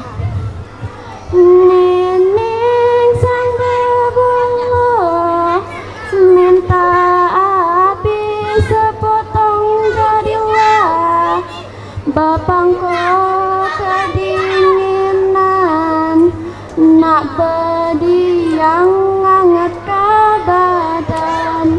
Teman-teman, apa jawaban Nining Sang Bebulu? Mau minta api? Boleh, tapi laki-laki ngaku. Yang artinya harus menikah dengan Nining Sang Bebulu. Tentu saja putri pertama tak mau menikah dengannya. Apa? Menikah denganmu? Tidak, aku tidak mau menikah denganmu. Begitulah sampai putri ke-6. Padahal ayah mereka sudah tidak kuat menahan dingin. Tibalah putri ke-7 yang bernama Bateri. Bateri pun berusaha meminta api kepada Nining Sang Berbulu. Nining Sang Berbulu minta api sepotong jarilah, bapangko kedinginan, nak berdiam hangat ke badan. Ternyata jawaban Nining Sang Berbulu masih sama.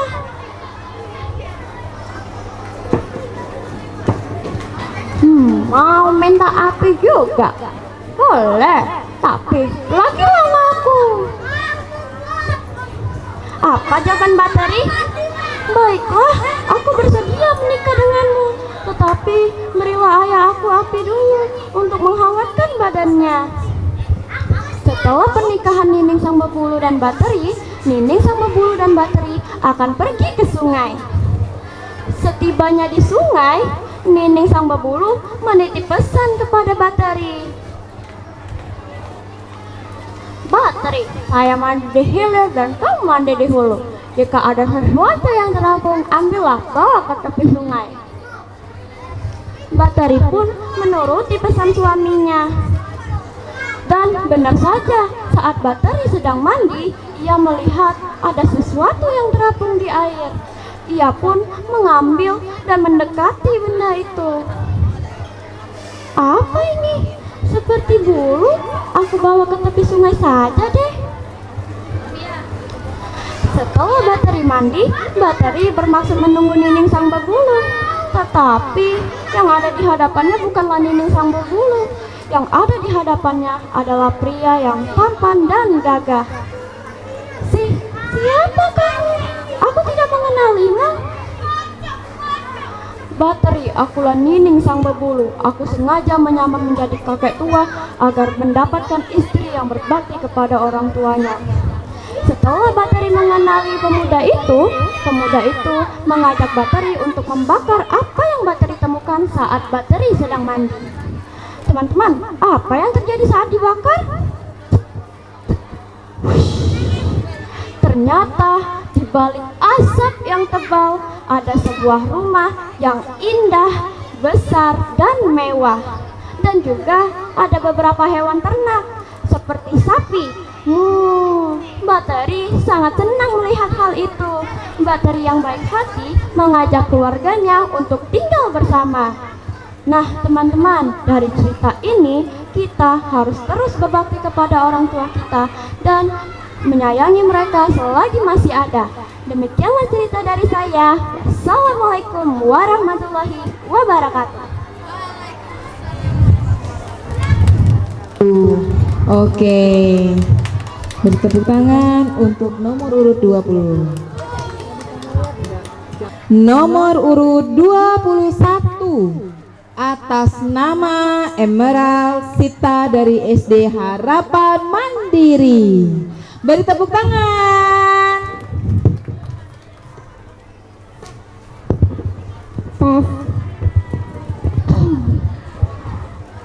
Assalamualaikum semuanya. Dan yang terhormat kepada Dewan Juri. Perkenalkan, nama saya Emerald Sita dari SD Harapan Mandiri. Kali ini saya akan mendongeng. Dongeng yang akan saya bawakan berjudul Serunting Tak Lagi Sombong, atau yang biasa dikenal dengan Si Pahit Lidah. Cerita ini berasal dari Sumatera Selatan. Begini ceritanya. Hari ini hati Serunting kesal sekali. Lagi-lagi ladang miliknya tak menghasilkan apa-apa kecuali rumput ilalang yang tinggi. Aduh, apa yang harus kulakukan? Ladangku hanya sejengkal dari ladang Arya Teping. Tapi mengapa ladangnya begitu subur? Tanyanya heran. Arya Tebing telah mencurangi ladangnya. Oh, aku tahu. Pasti Arya Tebing berbuat curang pada ladangku. Dia pun pulang ke rumah dengan keadaan marah. Lalu ia menemui istrinya. Istrinya merupakan kakak dari Arya Tebing. Heh, cepat kasih tahu adikmu agar tidak berbuat curang pada ladangku. Setelah mendengar itu, istrinya tak habis pikir karena adiknya tak mungkin berbuat curang. Suatu hari, Arya Tebing berkunjung ke rumah Serunting. Niatnya untuk mengunjungi kakaknya. Namun, Serunting malah menuduh Arya Tebing berbuat curang pada ladangnya. Arya Tebing bingung karena dia tak melakukan apa-apa. Hah? Aku saja tak pernah menginjakkan kaki di ladangmu, ucap Arya Tebing. Mendengar itu, Serunting tambah marah. Dasar pembohong, kau menantangku.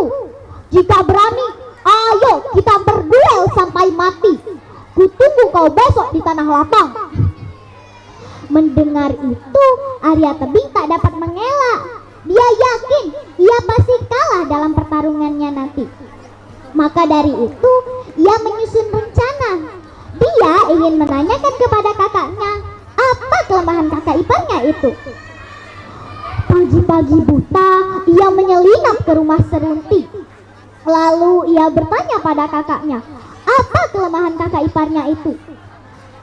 Kak, tolonglah aku. Jika kau tak memberitahuku, aku pasti akan mati siang ini. Istri Serunting bimbang. Di satu sisi, dia tak ingin mengkhianati suaminya. Di sisi lain, dia tak ingin adiknya mati terbunuh. Akhirnya, kakaknya pun memberinya satu syarat. Berjanjilah agar tidak membunuh suamiku. Arya Tebing menyanggupi syarat itu. Tibalah saat masa perduelan. Arya Tebing telah menyiapkan senjata yang diberitahu oleh kakaknya. Menurut istri Serunting, senjata yang dapat melunturkan Serunting adalah rumput ilalang yang bergetar. Perduelan pun dimulai. Dengan gesit, Arya Tebing langsung menyabetkan rumput ilalang yang bergetar.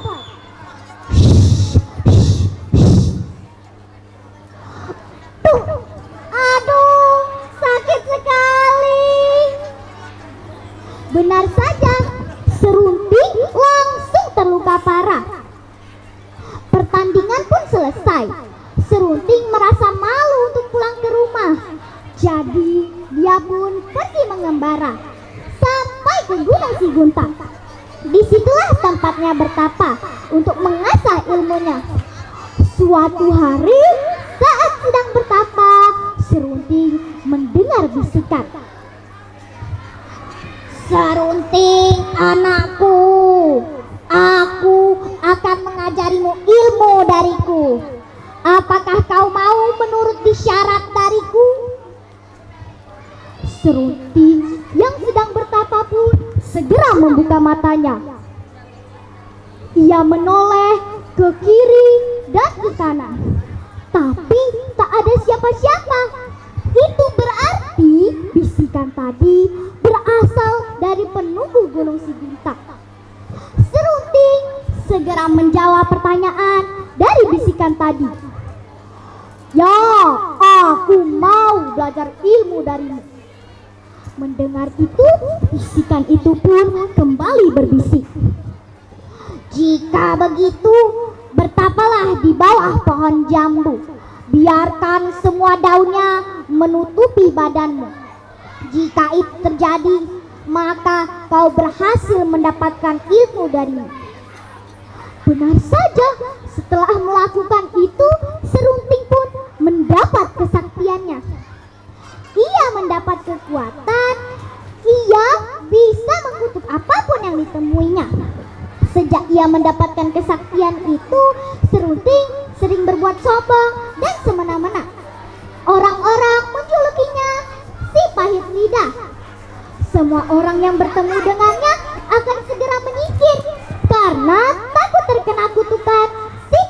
lidah.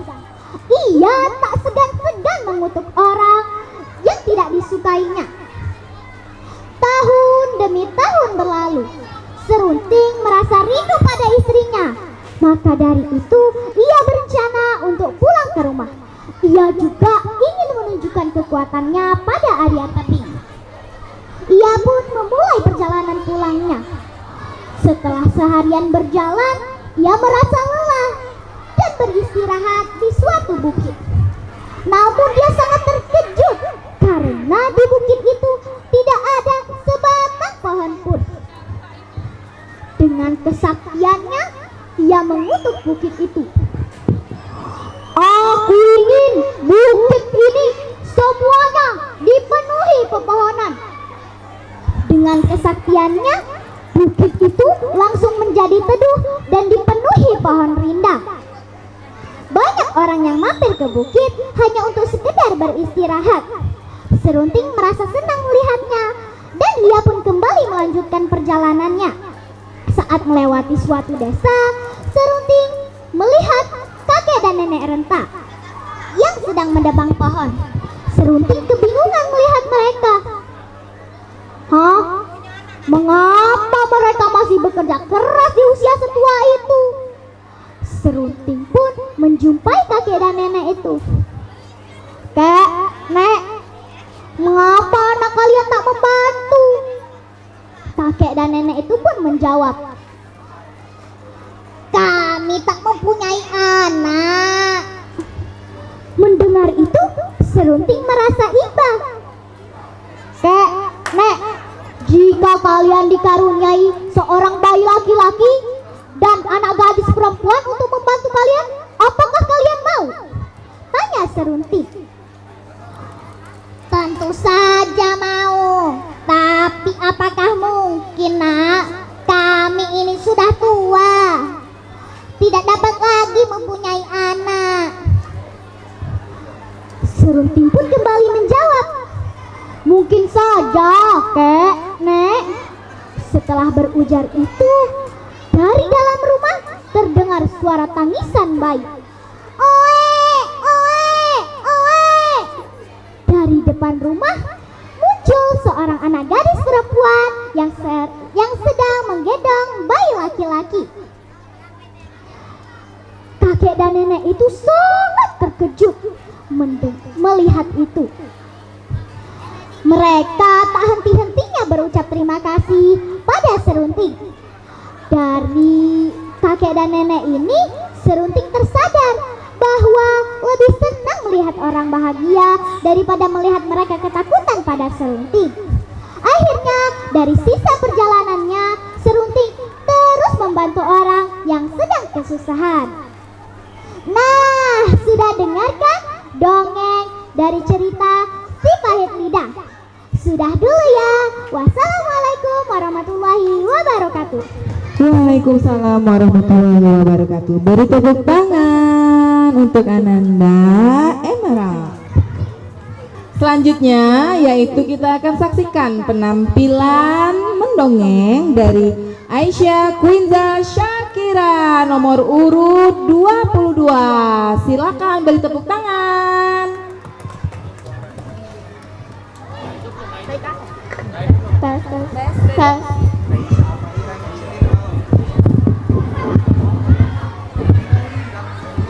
Kalau lo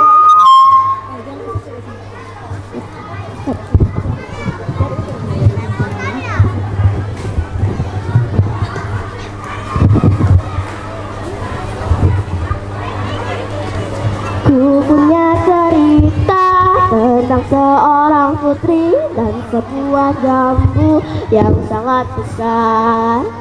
Assalamualaikum warahmatullahi wabarakatuh. Halo teman-teman semuanya. Halo juga Dewan Doi yang saya hormati. Perkenalkan, nama saya Aisyah Quinza Syakira Sakti dari SD Al Furqon, Palembang. Jadi hari ini saya akan bercerita yang berasal dari Sumatera Selatan yang berjudul Jambu Bakulan. Disimak ya ceritanya. Dikisahkan seorang putri dan anaknya sedang berjalan menuju hutan. Tiba-tiba sang adik melihat jambu mendengar kulak. Nah teman-teman tahu tidak kulak itu apa? Kulak adalah wadah yang memuat beras seberat 2,5 kg. Sang adik yang melihat jambu itu langsung meminta tolong kepada Putri untuk mengambilkannya. Tetapi pohon itu sangat tinggi dan Putri juga tidak bisa memanjat. Jadi Putri mencari pertolongan agar bisa mengambil jambu itu untuk adiknya. Saat di perjalanan, Putri bertemu dengan Tupai. Lalu Putri meminta tolong kepada Tupai. Tupai, oh Tupai, maukah kamu membantuku untuk mengambil jambu milik adikku? Lalu Tupai pun membalas, tentu saja Putri, aku ingin mengambilkannya untukmu. Aku kan temanmu. Saat Tupai sedang mengambil jambu itu, tiba-tiba Tupai memakannya. Nyam. Enak sekali jambu ini. Putri terkejut dengan apa yang telah terjadi. Lalu Putri bertanya kepada Tupai, Tupai, kenapa jambunya malah kau makan?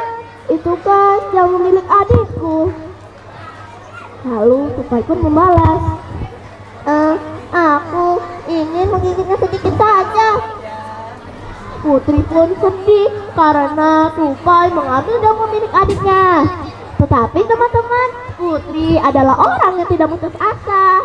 Jadi Putri mencari pertolongan untuk mengambil jambu itu dari si Tupai. Saat di perjalanan, Putri bertemu dengan Sumpit. Lalu Putri pun meminta tolong kepada Sumpit. Sumpit, oh Sumpit, maukah kamu bantuku untuk menyumpit Tupai yang ingkar janji? Lalu Sumpit pun berjalan. Aku tidak mau membantumu, Tupai kan temanku. Putri pun sedih karena Tupai tidak mau membantunya. Tetapi Putri kembali lagi mencari pertolongan agar bisa mendapatkan jambu itu. Saat di perjalanan, Putri bertemu dengan kucing. Lalu Putri meminta tolong kepada kucing. Kucing, oh kucing, maukah kamu bantuku untuk mengambil jambu milik adikku? Lalu tadi aku sudah meminta tolong kepada kucing dan Sumpit, tetapi mereka tidak mau membantuku. Lalu Putri membalas Putri, kenapa mereka tidak mau membantumu? Aku akan mengangkat si kucing. Tikus. Nah teman-teman, ternyata tikus mendengar perkataan kucing. Lalu tikus pun berkata, daripada aku ditangkap oleh kucing, lebih baik aku menggigit si Sumpit. Nah ternyata teman-teman, Sumpit mendengar perkataan tikus. Lalu Sumpit pun berkata, daripada aku digigit oleh tikus, lebih baik aku menyempit si Tupai. Ternyata Tupai juga mendengar perkataan itu. Tupai yang ketakutan langsung berlari. Tetapi saat ia berlari, ia bertemu dengan Putri. Lalu Tupai langsung meminta maaf kepada Putri. Putri, aku mau meminta maaf karena telah mengambil jambu milik adikmu. Lalu Putri pun membalas, tidak apa-apa. Yang penting jambunya masih bisa dimakan. Nah teman-teman, hikmah dari cerita ini adalah jangan pernah berbohong dan jangan pernah ingkar janji kepada siapapun. Wassalamualaikum warahmatullahi wabarakatuh. Warahmatullahi wabarakatuh. Nah, kita panggilkan penampilan mendongeng nomor urut 23 atas nama Ahmad Gibran Habibi dari SDIT Mus'ab bin Umair. Beri tepuk tangan. Dari 8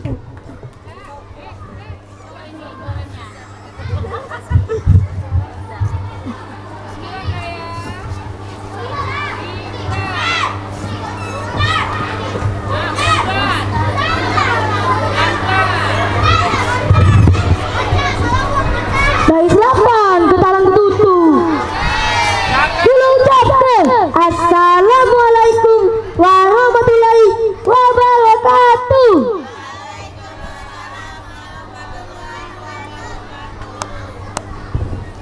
Oi Mas Wice, aku nih datang, bukan bang datang. Aku nih datang nak cerita dongeng. Dongeng asal dongeng cerita asal usul mempek. Nak tahu dah? Nak ku cerita dah? Dengar ke? Pada abad ke-16 ada pedagang dari Tiongkok. Nah, dia tuh keliling Sungai Musi. Katanya, oh itu banyak nih iwan Sungai Musi nih. Sayang tak dia apa-apa ke? Kamu tahu kan wong Cina tuh biasalah anak lebih 11-12 sama aku nih. Nah, terus iwak-iwak Sungai Musi tuh pancing lah. Pancingnya. Nah, oleh itu dapatlah dia iwak. Nah, oleh bapaknya tukang giling ikan. Bapaknya lah, itu dia minta ke bapaknya. Bapak. Apa nak? Giling ke iwak ini, Pak?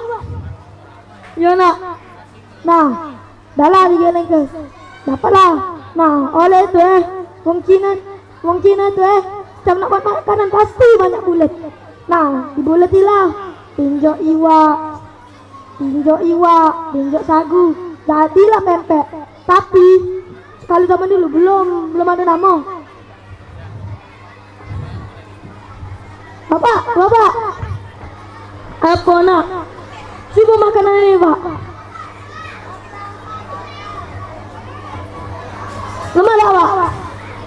Lemak ulok nak. Lemak tak, lemak jual ke be?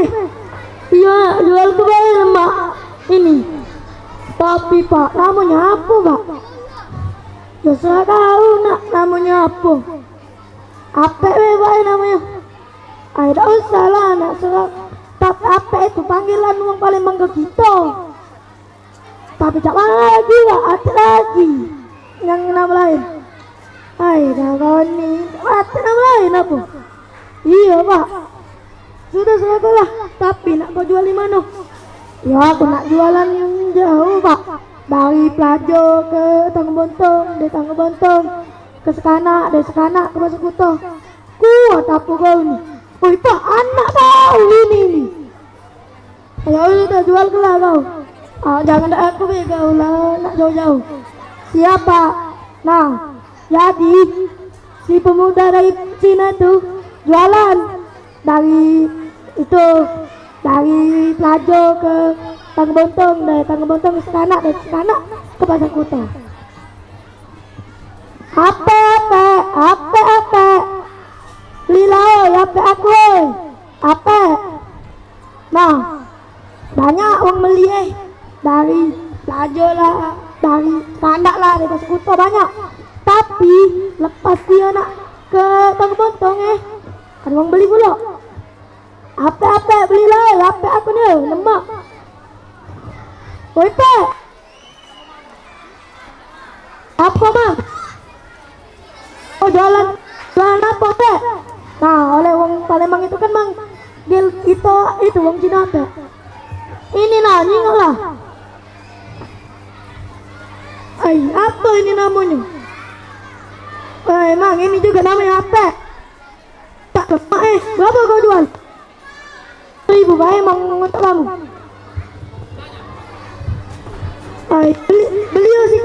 Beliau. Berapa Bang? Beli galanya. Iya apa Bang? Ini apa Bang? Tidak otak ya Bang? Iya. Nah, telan. Nah, duitnya. Makanya Bang Coba aku makan Hai, lemak juga apa kamu nih? Tapi Pak Akwat, aku ada saran dulu Pak untuk kamu. Apa dia itu Mang? Lebih lemah ini namanya pempek weh, gak usah lah apa. Ngok, apa Mang? Apa? Kamu panggil kami untuk manggil kamu. Susah kami manggil kami. Kamu keliru. Oh, ini ya namanya. Oh iya juga Mang lemak jual nama pempek weh. Baik. Lemak jadi pempek weh, jadi keciri khas makanan itu. Ya udah Mang, makasih sarannya. Aku balik dulu ya. Ya. Nah, jadilah sekarang namanya pempek.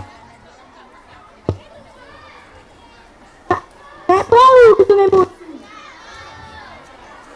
Ingat, Wak masuk jerambah. Cerita kulo sampai. Semoga dapat yang bermanfaat. Wassalamualaikum warahmatullahi wabarakatuh. Waalaikumsalam warahmatullahi wabarakatuh. Beri tepuk tangan. Peserta terakhir ini adalah sebenarnya nomor urut 14 ya, dari juri nomor urut 14 atas nama Munaya Husna dari MIN 1 Palembang. Beri tepuk tangan. Assalamualaikum Dewan Juri. Halo teman-teman semua. Sudah siap mau mendengarkan dongeng dari Naya? Sebelum itu kita perkenalan dulu ya. Tinggilah tinggi si pahat.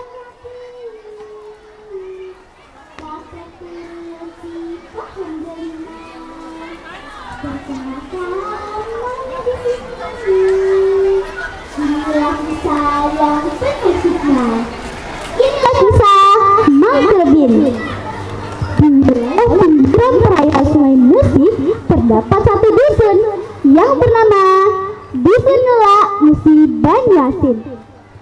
Daerah ini dipimpin oleh seorang pesia Dipati yang bernama Pangeran Syamsuddin. Pangeran Syamsuddin memimpin marga Sangadesa dengan adil dan bijaksana. Suatu hari, Dusun Ngelak kedatangan 2 orang anak kecil. Mereka kakak beradik dari Dusun Gumai, daerah Pesemah. Mereka bernama Mangkerbin dan Abu Mansur. Mereka yatim piatu. Wahai pangeran, izinkan kami untuk mencari pekerjaan di wilayah ini.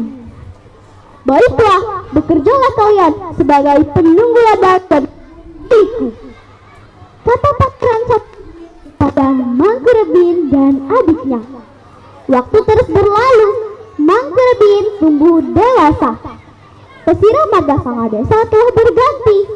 Mangkerbin bekerja dengan jujur dan tekun. Ketika penunggu kebun lainnya mulai mencurangi hasil panen, Mangkerbin tetap bersikap jujur. Hei Mangkerbin, jika kau terus menyetorkan semua hasil kebun, kau akan miskin. Ambil saja sebagian dan adikmu. Tidak.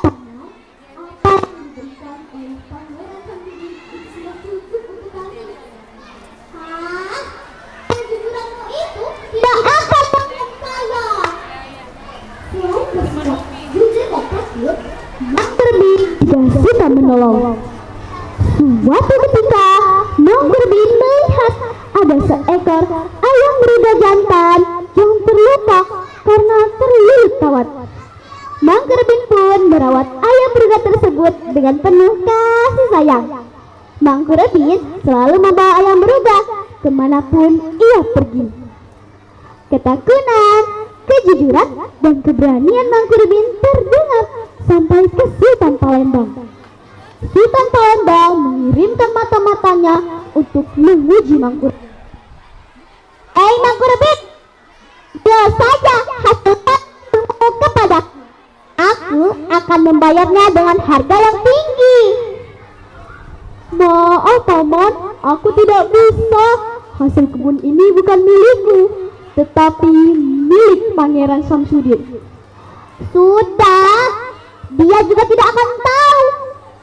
Jualkan saja Maaf Paman, tapi aku tidak bisa. Kau melawan, rasakan tongkatku. Mata-mata Sultan melawan Mangkurbin. Ternyata Mangkurbin tongkat mata-mata Sultan terbelah menjadi dua. Ampun, sudah, iya, aku mau kalah. Ambillah tongkat ini dan lawanlah jika kau pergi ke Palembang. Mangkurbin mempunyai tongkat milik Sultan Palembang. Tahun berlalu, Pangeran Mangkurbin dan putranya meninggal dunia. Isi kepemimpinan di mata sama desa kosong. Sultan Palembang mencari kaum pesira baru untuk mata sama desa. Semua pemuda sibuk mencalonkan diri sebagai pesira baru. Berangkatlah mereka ke Palembang menggunakan perahu pencalang. Mangkurbin ditugaskan sebagai tukang timbang yang bertugas menimbang air yang masuk ke dalam perahu agar perahu tidak tenggelam. Sepanjang perjalanan, Mangkurbin menimbang air yang masuk tanpa mengeluh sedikit pun. Sepanjang perjalanan pulang, Mangkurbin diajak para pemuda. Mangkurbin pergi ke Palembang membawa ayam berga dan tongkat miliknya. Sesampainya dia di Palembang, para pemuda menggunakan pakaian yang mewah dan perhiasan yang sangat banyak. Pemuda pertama, majulah ia menghadap Sultan Palembang. Pemuda kedua, ketiga, dan keempat. Namun, tidak satu pun dari mereka yang berhati berebut hati sang Sultan. Apakah tidak ada lagi pemuda dari bikin mula? Maaf Sultan, tertinggal tersisa tukang timbang perahu. Panggilkan dia. Hai tukang timbang, masuklah ke dalam. Sultan ingin bertemu denganmu. Aku, baiklah. Tiba-tiba, ayam berga milik Mangkurbin berkokok dengan sangat indah. Permaisuri tertawa. Sultan melihat tongkat yang ia bawa adalah tongkat miliknya. Kau siapa? Maaf Sultan, aku adalah Mangkurbin. Kau adalah anak yang baik dan kau kuangkat sebagai pesirah di marga Sangadesa. Mangkurbin memimpin marga Sangadesa dengan adil dan bijaksana. Ia juga diberikan gelar pangeran. Selesai dari ceritanya. Sekian dari Naya. Wassalamualaikum warahmatullahi wabarakatuh. Dadah. Waalaikumsalam warahmatullahi wabarakatuh.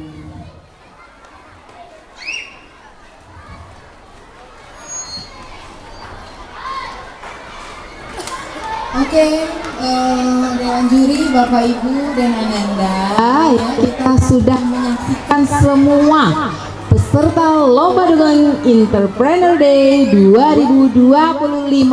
Beri tepuk tangan buat semuanya.